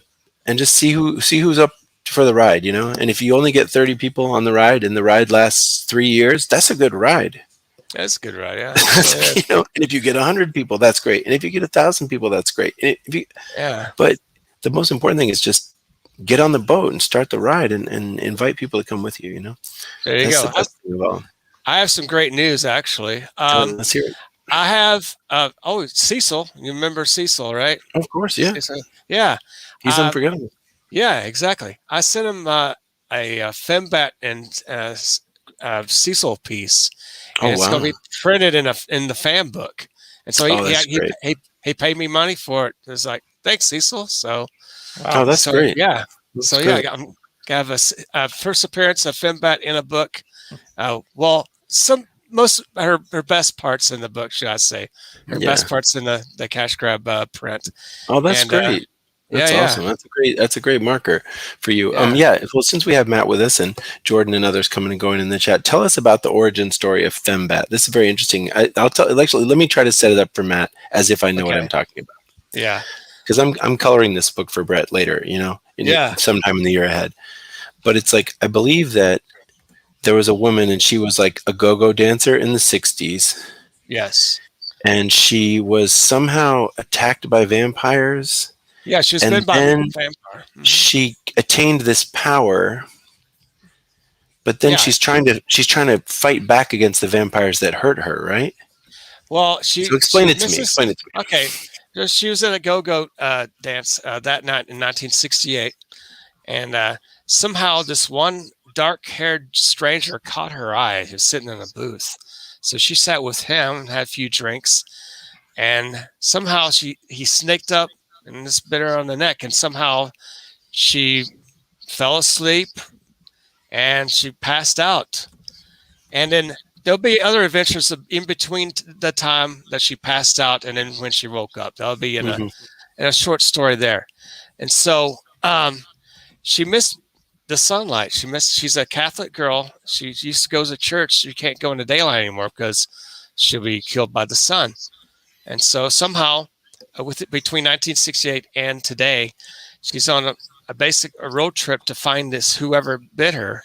And somehow she comes upon a physicist and a former monster hunter named Nigel Emery. He's a doctor, PhD inventor, and he fought alongside this one monster hunter named Igor Van Sant. So there are two monster hunters in the late 19th century. Somehow you don't know how he actually battled growing old. Goes very slowly, and so somehow there's a little mystery there. And so somehow Nigel Emery built Olivia Del Rey, who's Fembat, built her a battle suit to actually protect her from sunlight and fight against vampires. And so she's on a course to finding the vampire who bit her. So there's a legend, a story. If you find the original person who bit you and kill that monster, then you will regain your humanity back. That's so great. She wants her humanity back to find the original. Great setup. Yeah, that's a great setup.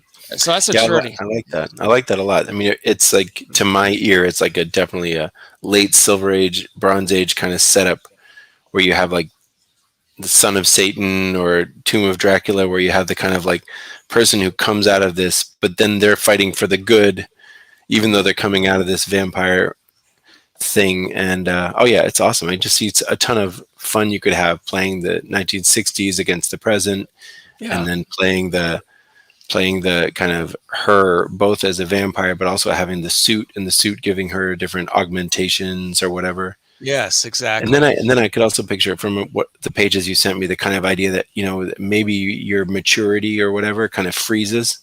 Mm-hmm. So like if you were like 18 years old when you became a vampire, even 40 years later, you're still kind of an 18-year-old. Exactly. You still have those like childish tendencies. And I think I remember reading that from the pages you shared with me. So yeah, I think it'll be a really fun book for people. And just the way that Brett draws and letters and everything, it's just, like I said, Brett, you and I are old enough that we remember 86.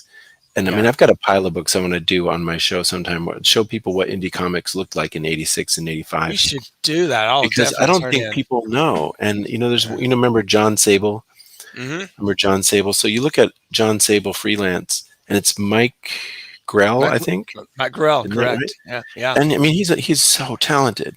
Oh my God, yeah. But Oh, you know what? It's all like hatching and things don't work, and he didn't draw a background. He just drew a helicopter in empty space, but then he drew the person's face right behind the helicopter, and Mhm. it's freaking wonderful. Yeah, very few It's panels freaking that have wonderful. background. Right. You know what I mean? But Yeah, if you drew that yeah. today, people would be like, well, where's the backgrounds? Well, today's modern, Like, how dude, do you you draw don't need backgrounds? You don't need those backgrounds. You're Right. following the dude. You're following the helicopter. I love his montages. He draws great Oh my gosh, he was so great. Yeah. And I think Gil Kane was the man with that too back in the 60s. Gil Kane would put Yes. a face and then another face and then another Like you're looking face. out their nose, or You're looking up their nose, and then Yeah, Green Lantern that's is great. vaulting over one person's face. Yes. Oh my god, the way that Gil Kane would do those faces, it was so Oh. beautiful. Yeah, I know. I Just recently, yeah, you go ahead. I recently bought a book from mycomicsshop.com. It's where I usually order my back issues. From 1968, magazine size, a Gil Kane project.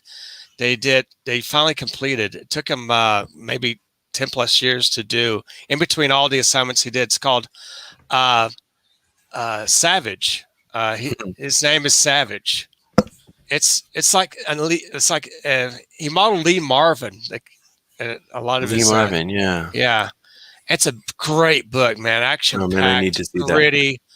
I need Yeah, to it's see that. hard to find, but thank God they had it. I bought it at a really good price, so I Yeah, have well, he that. did, and he also did that big sword and sorcery piece too, around Yeah. that same time. I forget what it's called, but I've always wanted to read yeah. that. And it was like a book-length graphic novel. You know, he did it in 1971 or something. Black Mark or Black Yep, Thorn. that was it. Black yeah, Mark, Black I think Mark, it was what yeah. it's called. I've always wanted to get a big edition of that. Oh my God, I do too. That's so Yeah. awesome. I know. Sometimes I feel like I could silence all debate, you know, on comic Mhm. books by just showing one good page of Gil Kane's artwork and just be You like, can. everybody And just take a look at that and then question yourself and say, like, are any of us really doing our best? You know, I don't know Mhm. how good you are. Look at that, and then ask me if you're working hard enough. Because Exactly. when he hits it out of the park, it's something unbelievable. That dude, he was amazing. And I see a Yeah. lot of that in your work too, where like there's Thanks. elongation of the figure in unexpected ways and overlapping of things that, you know, just sort of stacking and overlapping in really fun ways. So Oh, yeah, yeah. I feel really fortunate because I'm like a Rip Van Winkle, you know. My ethos in comics is sort of frozen in 1985, 6, 7. I hear you. And so, and then of course, being a kid, I read all the Bronze Age books from the 70s. So Smart. I I'm just glad you did. see things like the way that I saw them then. And so I say, well, this page doesn't need a background. This panel doesn't need a background. This panel, you don't need to draw a tree. Draw a scribble. Oh, Draw a yeah. scribble and like drop a green blob on it. It's a tree. You can. You know, and then you invest your capital in the way the figure looks and how the figure moved and the believability of the action, not drawing the tree. And twisting motions and all. Yeah. And then you get to a page like a Barry Windsor Smith page where you turn the page to a double page spread, and there you draw every leaf on the tree. There you draw every brick on the wall. You know, so that the reader goes, whoa! You know? Every pebble on the concrete floor. Just yeah.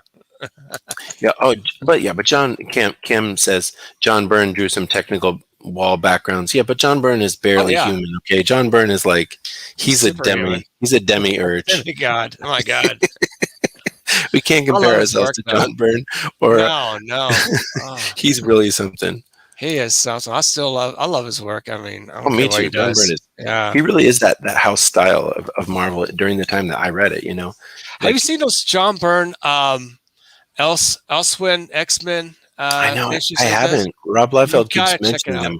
They look amazing. It's beautiful. My God, it's pencils and letters. That's all it is. It's amazing. His pencil is so detailed, and I think he put out like maybe 10 to 20 books of that. He's so fast and so, gosh darn good. He's wow. I'd like to buy all those if I can. Yep.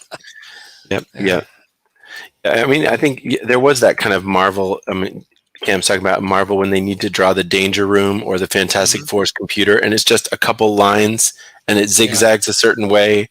And like they had that down, you know, Kirby had that down. Like this panel needs to look technical. And like if you can do it in like 10 lines and then you color it blue with like a yellow reflection, it's a computer. And oh my God, I love all that. I love all that shorthand. I love his robots. I know. Yeah, but so I was saying to somebody, it was one of my more profound moments on a stream a couple weeks ago. I was saying to somebody, when you look at Tales of Zero and you see like where I've left a line unclosed, where I've let the color go over the line, where I've let the dots go beyond where they should have gone. Yeah. You're looking at the film, okay? You're looking at the film. The film goes over the light bulb. The film projects on the screen. The screen is your imagination. Yeah.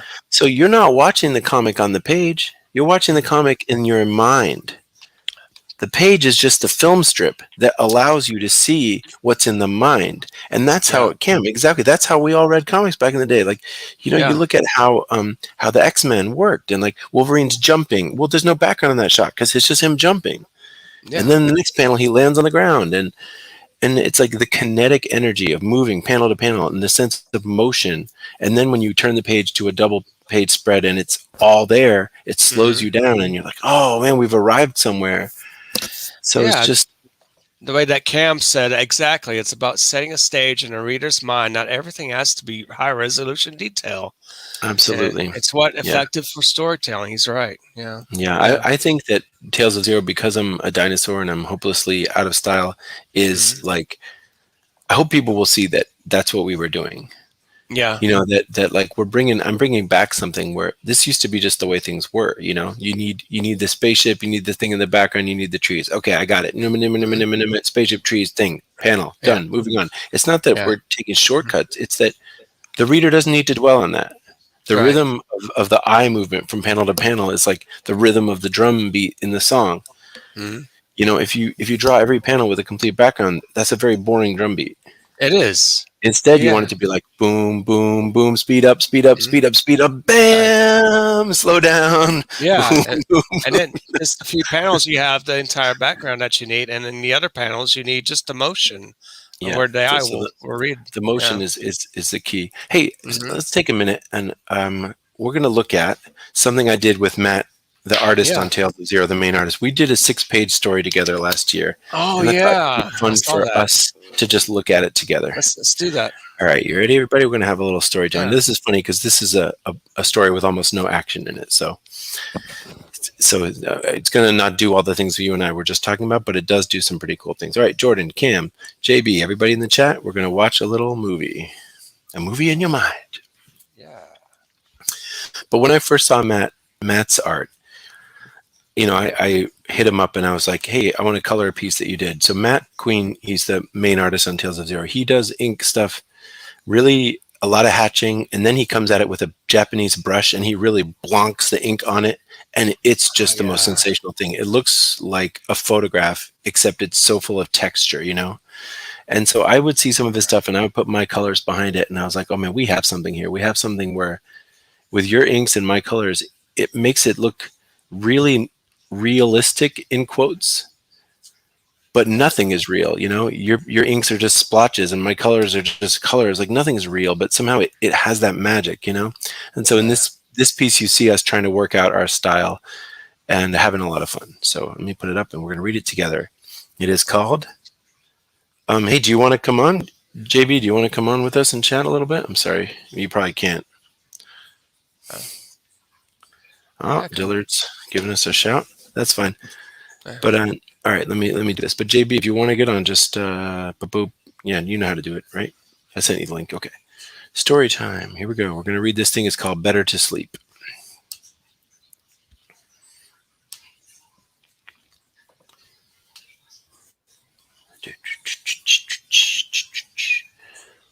Give me a second. Let's see if this is it. Oh, there it is. Oh, yeah. All right. So we're just going to scroll through it like a web comic. So it's Better to Sleep Alone. You can see like all the hatching and everything that he does, but then the big black ink. So he did this story. He basically wrote the story did the thumbnails. And then I worked out the dialogue to tell the story. And so I wrote the script in that sense. So here we go. We see the 80s clock radio. I mean, this is the thing about Mac. Look at that clock radio. Yeah. Imagine that you told your artist, draw me a clock radio, and they came back with that. That is a clock radio. That's a damn good clock radio.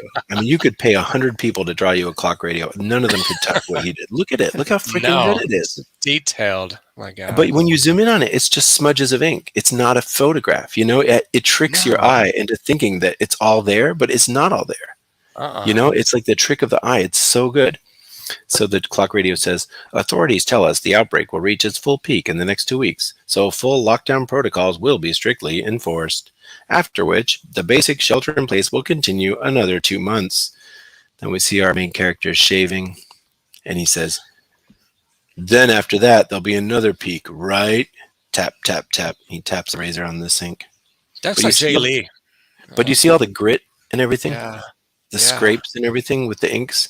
Oh my God. I fell in love with Matt's art immediately. And then look at the sink. Look how the sink is just like a couple dashes. And 3 dots, but it's so beautifully done. Now we see our man washing the dishes. Hey, where'd this glass come from? The 70s? It doesn't match any of my stuff. Unless maybe I've been inside too long. I must be losing it. And look at this glass. I don't mean to toot my own horn, but I colored the crap out of that glass. That's beautiful. And I told him exactly what the glass should look like. Because if you grew up in the 80s, whatever, you remember those glasses, those textured glasses from the 70s? It's like a goblet. You remember those? Every house had those. They were made of like an orange transparent glass that was knobby. Yeah. Oh my gosh. So I had a very specific vision. I'm like, it needs to be that cup from the 70s that everyone had. Everyone had a matching set of these, you know? Yeah, and then Matt drew it, and then I colored it, and I was like, yep, nailed it. But you see all this smudgy stuff in the background? Yeah. I love all that. Love all that. Great. Look at this couch. Look how the leg doesn't even exist right there. It just disappears. Wow. Man, that's like what Sienkiewicz and everything. It just reminds me so much of Sienkiewicz. It does all the scrapes and smudges. A little bit of Jay Lee, too, remember? Yeah. Then we have beep, beep, beep, beep, beep, beep. Good morning, Detroit. Up next, we'll have the latest updates on the emerging, very funny since this is Portland. So, what? Whose radio is this? I don't... See, that's not the same clock radio. See? Detail. Oh, wow. Whose radio is this? I don't... John, I made you breakfast. Come see. It's Dave, actually, and I live alone. So who the hell are you? Okay, calm down, get a grip. It's just the lockdown, the virus scare. It's making you edgy. You gotta lie down. Gotta sleep, gotta sleep. John, honey, turn off that alarm, will ya? Beep, beep, beep. All right, who are you, and how are you in my house? John, are you okay? Again, like look at the way that I colored this. Just like some random smudges there, smudges there.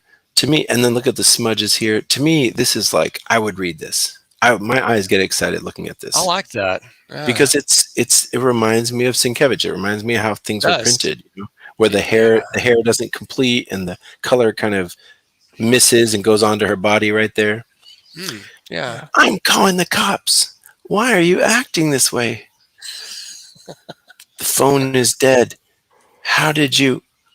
Blood? I'm covered in it. You better... Oh my God, I don't even know her. Oh, wow. Jeez. No, this isn't real. I have to get out of here. Do you see what I was saying about my signature, like orange confetti? When when the character loses their crap, that's what they get. They get the hot colors with the circles. That's brilliant. That's a signature for me, which is like that's when that's the moment when the mind breaks. He's like, I have to get out of here. And it says, it's over, John. You have passed. You are one of us now. Mom, Dad, and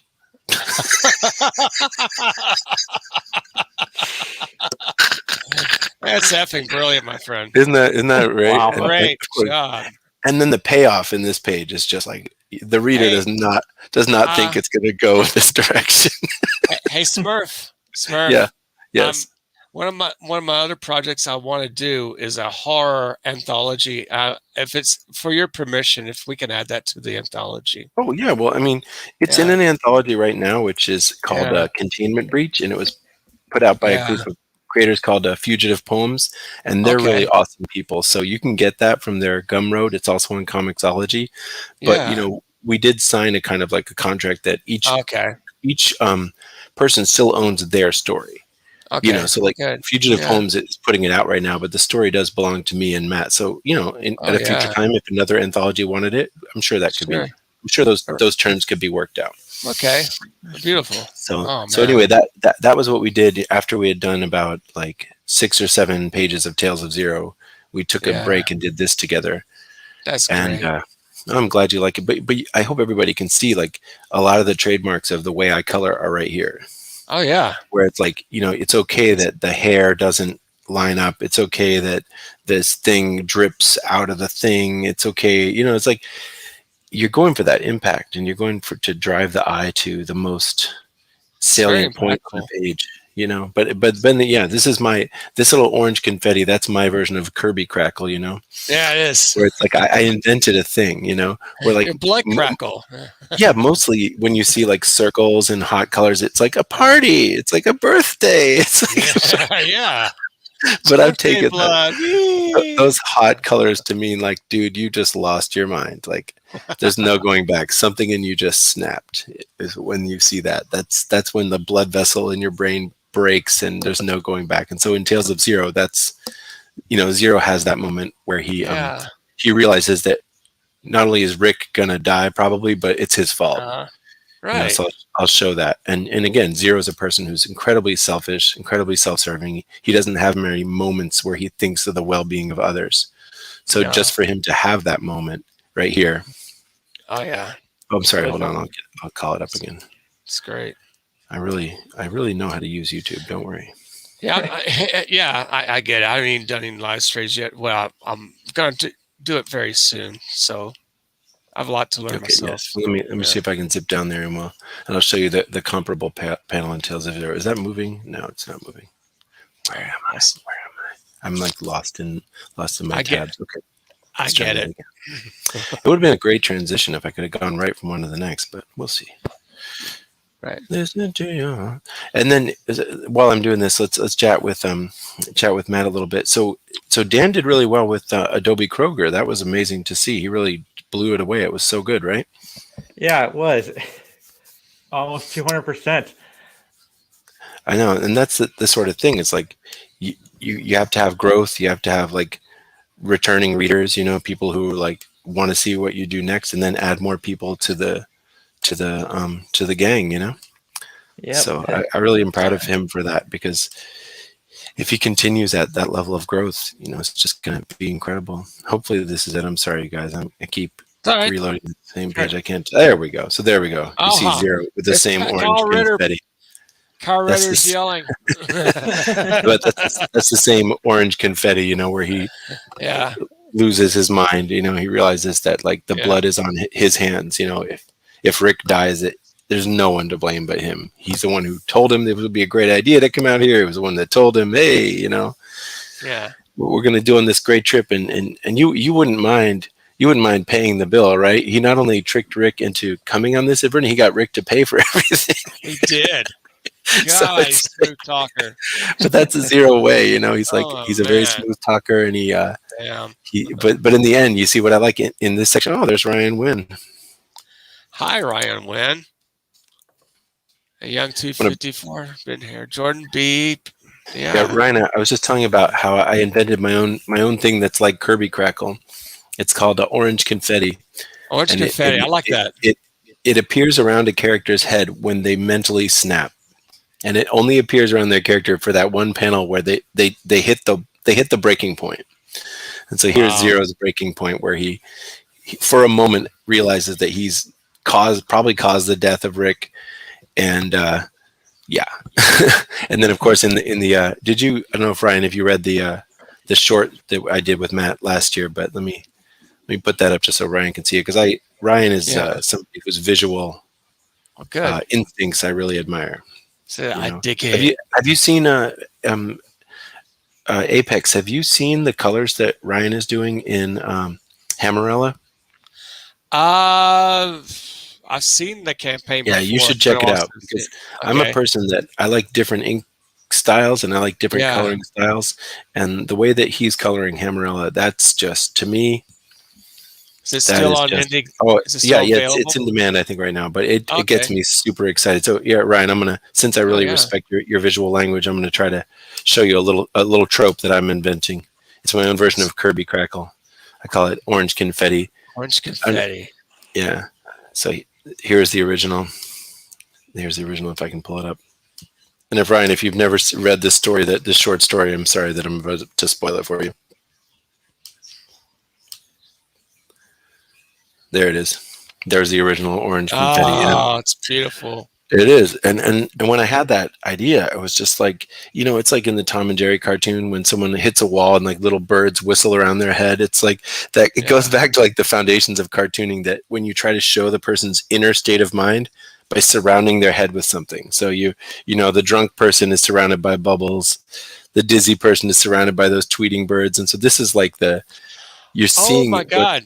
You're seeing what's in their head, The first page of Fembot, you gotta have that orange confetti. It's it's got to be when the person hits that breaking point. It's somewhere in there. Yeah, we're gonna have it on. We're gonna have it definitely in the Ashkan, because what happens in the Ashkan is that character Shab, he just keeps provoking Zero. He's like, come on, just shoot one of them. Come on. You're never going to make it. You're probably going to choose the wrong robot, so just shoot it. I mean, the guards are almost here. The guy just keeps antagonizing Zero the whole time. That's great. So there's definitely going to be that moment where he just loses. That'd be funny. Oh, yeah. That'll be a lot of funny. Orange confetti. Yeah, orange confetti. I mean, that's just a nickname for it, but yeah. That's awesome. We'll see. Yeah, thanks everybody. I hope you enjoyed the little reading of the short. And if you like my storytelling, you should go to YouTube and watch this video where I read the entire script of the Ashkan that Brett is drawing. Yeah. I think I did a good job reading it. It's very good. It's a really fun, pulpy story about Zero and Asilo trying to break in to steal this thing from the corrupt judges. And then, of course, once they're in, the hard part is getting out again. And so the exit is, thanks, Ryan. It's like the exit is guarded by these two giant robots. And so Zero has to figure out how to outsmart the robots to get out. And meanwhile, Asilo and him have gotten separated. And so it's definitely in in the vein of a Robert E. Howard story in a big way. Yeah.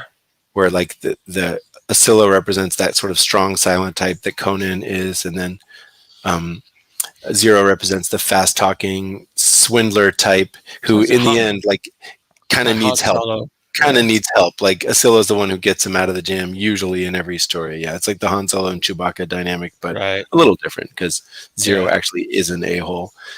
That's the difference. Is Zero is a jerk. You keep wanting to believe because he's such a good storyteller. You keep wanting to believe that there's a heart of gold there, but there just kind of isn't. He's just kind of a jerk. But he's so good at telling stories that you always let him tell you one more. And then you're like, oh, I'm never listening to another one of your stories. And then the next issue, you want to hear it again. So, and I also love that when you look at the old DC books, like I was telling you about the Adam Strange book that I was reading the other day. It's like they always had that narrator. They always had the little head floating that would say like, now a story about this and that. They always, all the Tales of the Crypt and House of Secrets. They always had their little narrator who would set up the story. Yeah. And so Zero is both the guy who sets up the story and the main guy, at least in this. Maybe what I'll do in our last 15 minutes, and Ryan, thanks so much for being here, is I'm going to show you guys some artwork from my upcoming project. So I was saying to Cam, my project with Zero Pipeline is that I'm going to have about 5 books in the bullpen or whatever. And we'll have Tales of Zero, which is sci-fi pulp, Indiana Jones in space sort of thing. The next one is called Sword and the Idol, and it's sort of the Conan story. It's a barbarian caveman story. We're going to have a Silver Age superhero, which I'm not at liberty to reveal the name yet, but Yeah. you are going to love it. You are going to love it. It's going to be so fun to do a Silver Age superhero. We have a Kung Fu Western, El Sure Shot.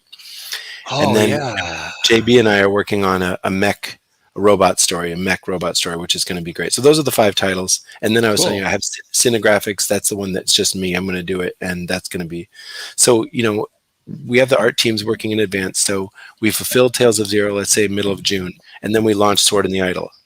We crowdfund Sword in the Idol. We fulfill that. We launch the Silver Age book. We fulfilled that. We launched the Western. And then it'll take a year to do that, right?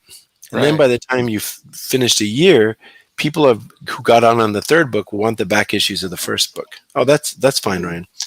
And then I think in a year or 2 years, we could be selling quite a few books. But you have to just take one step at a time. You just got to take one rung of the ladder. So we'll see if we can do this one. Exactly. And the art, the book I'm going to show you right now is mostly done. And the artist, I've told you about this, Matt. It's the artist who did Otis Stein. Oh, I know him. Oh, Carlos Rodriguez. Well, I know of him. Oh yeah, well he's phenomenal. Everybody should definitely check out Otis Stein. But I think Carlos Rodriguez is going to become, a pretty well-known person because his style is just so distinctive. And once you see it and you learn to like it, you want more. It's just so friggin' good. So let me see if I can pull up some pages from this book we're doing. How would I do that? Oh, I know how to do it. Hold on. So just I told everybody that we'd go to 12:30, and I like to try to end on time. So give me 1 second. Yeah. I try to find this thing, Sword and Idol. But you guys, when you see this art, you're gonna love it. Sword and Idol rough cut TIFF. That'll do. Maybe I should do the PDF. Let's see. Oh yeah, okay. I'll even spoil some of it for you since we're having a celebration. So what you're going to see this is the rough cut. So obviously lettering and everything could change. But you're going to see the rough cut of the first 7 pages. All right, let me pull it up so everybody can see it. And everybody follow Carlos Rodriguez. He's an amazing artist. Follow Matt Veely. Follow everybody involved with Otis Stein because once you see his art, you're going to want to see more of it. Let me see. Close this. And so we'll be launching this, I think, around June 20th, 21st, maybe, I think. But we're going to completely fulfill Tales of Zero first. That's the deal. So if you're fulfilling in June and my pages aren't due until August, that's they'll get a bonus in the mail from me. We'll mail yours separately. Oh, okay. Yeah. All right. We'll just. I mean, it was an add-on, so we can just tell people you got the main book. Stay tuned. Ashkan's coming, and cool. All right. They'll get it when they get it. I would much rather that. That it's really good than it's done by June. Right. Because the way you're working, I don't want to rush you. Yeah. And we can always be updating pages, to the backers. We can always be saying, here's the latest page of the Ashkan. Don't worry, your patience will be rewarded. So they'll know we aren't slacking on them. Exactly. All right, hold on. I can do this. I'm good enough. I'm smart enough. Application window. Here it is. Gosh darn it, we like you. We like you. All right, you're about to see it, I think. You ready? Oh, yeah, man. This takes me back to the Bronze Age of comics. All right, what are you looking at right now? Can you see the whole page? Yeah. Yep. I just the end of the world, end of thunder, the sword of thunder, the sword. So you're seeing the whole page with the wolves in the front? Yeah. Okay, because right now in the view I'm at, I can't see what you're seeing, so I'm just going to go on faith that I'm describing what you're seeing. So it's like wolves are flexing their muscles in the foreground. So it's called The Sword and the Idol, and you see the camp. You see the camp down there, and the wolves are up top, and it says sunset in a primordial age. The 4-footed children of earth come seeking at the camps of early man, whom they have not yet learned to fear. How's that for an opening splash page? That's good. May I make a suggestion? The first page there. Now this is our character. His name is Laws. Laws prepares the tribe's catch on a crude hearth of strange reddish-brown stones. But other mouths were hung too. Is and Erd beat the beasts back with swings of the sacred stone axe. Oh. Build up a bier of resinous pines that when they catch fire, explode and drive the four-leg mouths away. Do you like it so far? Yeah. Yeah. Isn't it very different? It's very different, man. Yeah. Oh. It's sort of like I'm trying to make the pacing of the text have a totally different feel, because we're looking at like we're looking at a high Paleolithic culture. Who did the letters on it? Oh, I did, but these are just placeholders. I'll do a better job later. But Laws listens, and the wind says, "Watch." The fire lies down on the strange red stones and stays there all night. In the morning, the world has changed, and Laws was the first to find out, to find it. There, in the ashes, it was like an arm, but not an arm. Stones would not chip it, but certain stones would smooth it.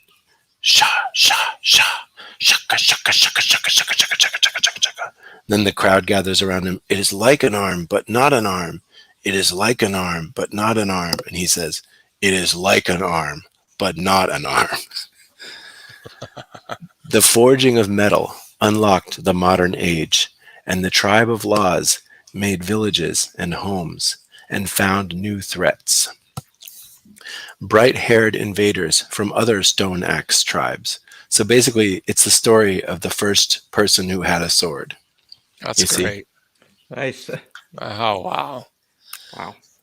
Yeah. Well, the sword of Laws had found its thirst. No enemies could stand its bite. And the people chose the sword bearer to lead them. Laws, laws, laws, laws, laws. And you see the axe guys are walking away. And this is where, so that's as much as I'm going to show you. That's great. But how do you like this page? There's a little bit of orange confetti almost. Oh, yeah. Where the blood becomes like a wave. Yeah, it is. And then the idea that, and I did a couple knockouts, which I'm very proud of. Nobody does knockouts anymore, but let me show you. Yeah. On this page, I have the purple knockout. The people standing behind him, they're all one color. That's a purple knockout. Then I have here, all the tribe is all one color, purple knockout. All the people that aren't Laws here in the village, all one color, purple knockout. And then here, everybody who loves Laws, has many colors, but the two people who hate Laws, they're just purple, That's the classic sort of Marvel DC purple knockout.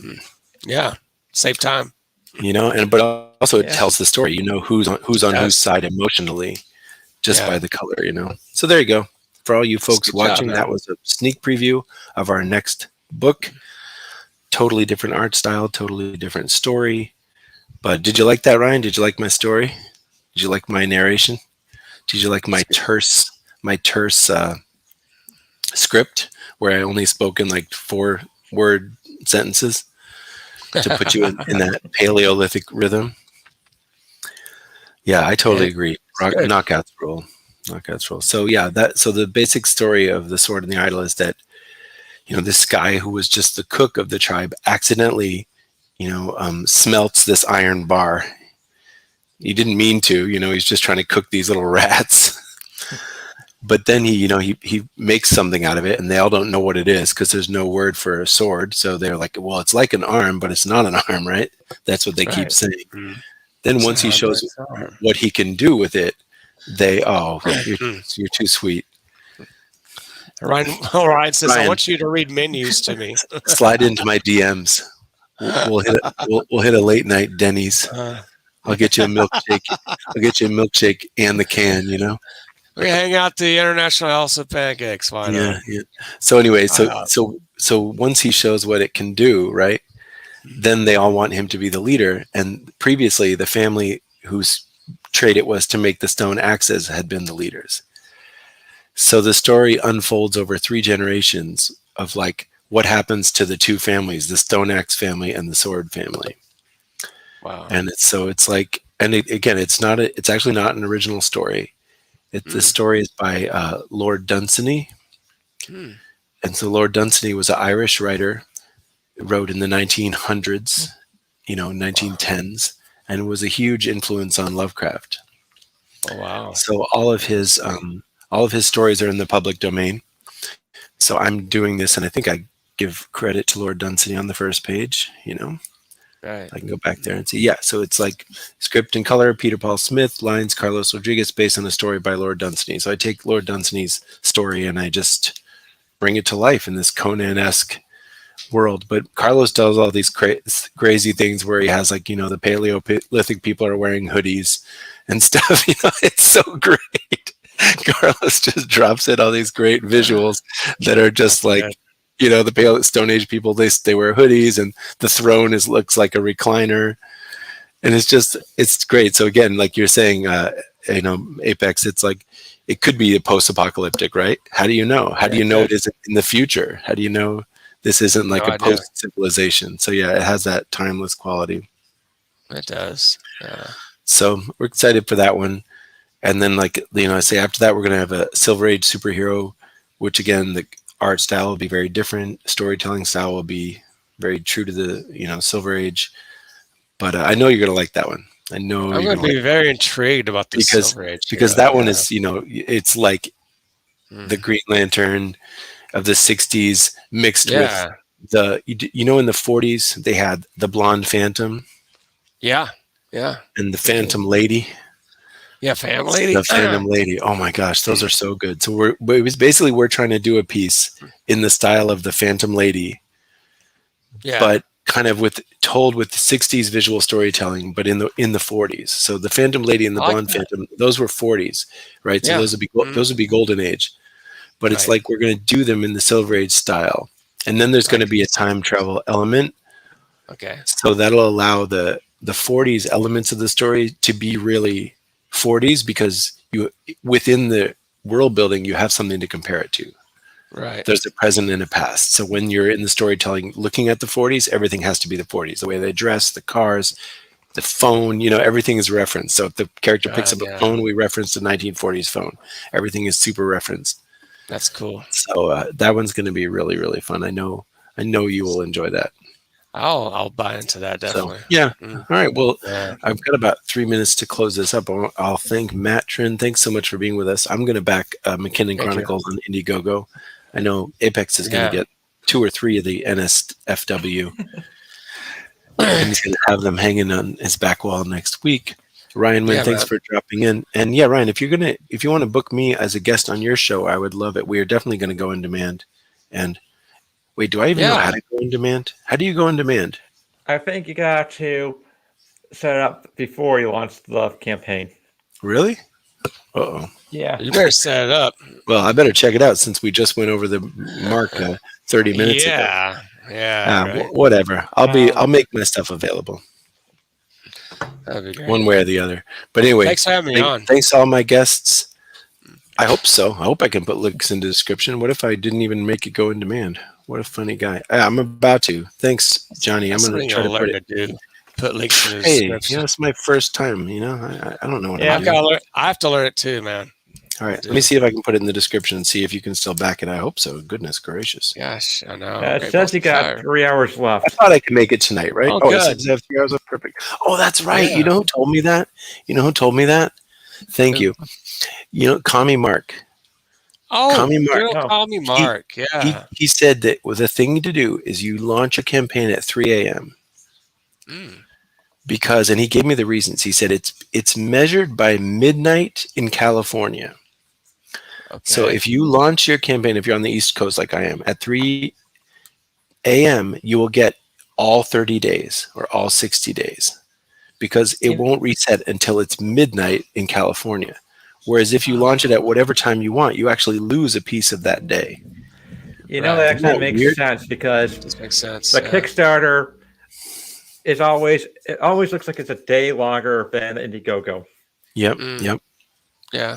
So he gave me that advice, and everyone was like laughing. He goes, "No, the time to launch your campaign is 3 a.m. And people laugh. And then he explained it, and everyone goes, "Wait, holy cap, that's actually really good." Yeah. Yeah. Everyone So, laughs at the guy who has good advice. yeah, he actually really thought it through, globally, like, well, because he's in the UK, so he was really thinking about it, right? He didn't want Yeah. to lose half a day. All right, I so wonder- Ryan, Yeah, you'll I help. wonder- You'll help me if there's anything I need to know. Okay, Ryan. Ryan's using 3 exclamation points. I wonder Right, if it's easy, not- right? I can figure it out, right? Yeah. I wonder if not Daredevil's still in demand from Comic Oh, I'm Mark. sure it is. Oh, yeah, and he's got Krishna Kid coming. I Yeah. predict that Krishna Kid will be huge. I predict that it will Cool. be a huge success. It's an awesome Yeah. concept. His artist is amazing.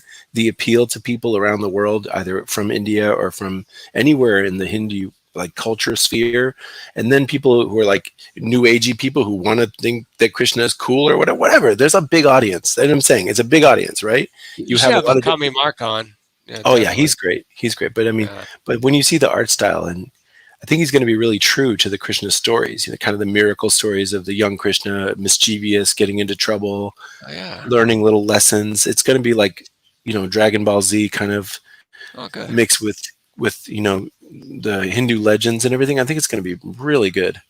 So I predict Awesome. that one will be a huge hit. And Kami Mark's a great guy. All right, so let's wrap this up. Brian, I'm going to go teach myself how to put it in demand. If you think there's anything I need to know, just DM me about it if I can't figure it out. But thanks everybody for being with me for this 2-hour closeout special. It's been fun talking with you, Brett, as we've been We'll talk to kind you of too. internet partners on different projects, but we haven't really talked Yeah. this long at once, so it's really nice. I And know. Matt, great to have you with us, and we'll at least have 2 more Yeah. backers for Indiegogo. Please subscribe to my I'm channel, gonna- by the way. Yeah, Apex let's get Comics. some more views for your channel too, Brett. And I'm going to boost the McKinnon Chronicles Indiegogo for the next 7 days too. Yeah. See what we can do with that. Thank you. So, Matt, do you have a channel? No, I do not. Okay. Okay. Yeah, he's part of the Mythoverse creators. That includes Brett McGowan and Dan Sacro and like a whole bunch, and they're all kind of like tag teaming all the time, which is nice. So That's great. Yeah. yeah. All right, guys. Good night and thank you, all the Good night. backers, all the creators who've helped me so far, and this is just the beginning. Take care, everybody. Thank you. Peace. Later, guys.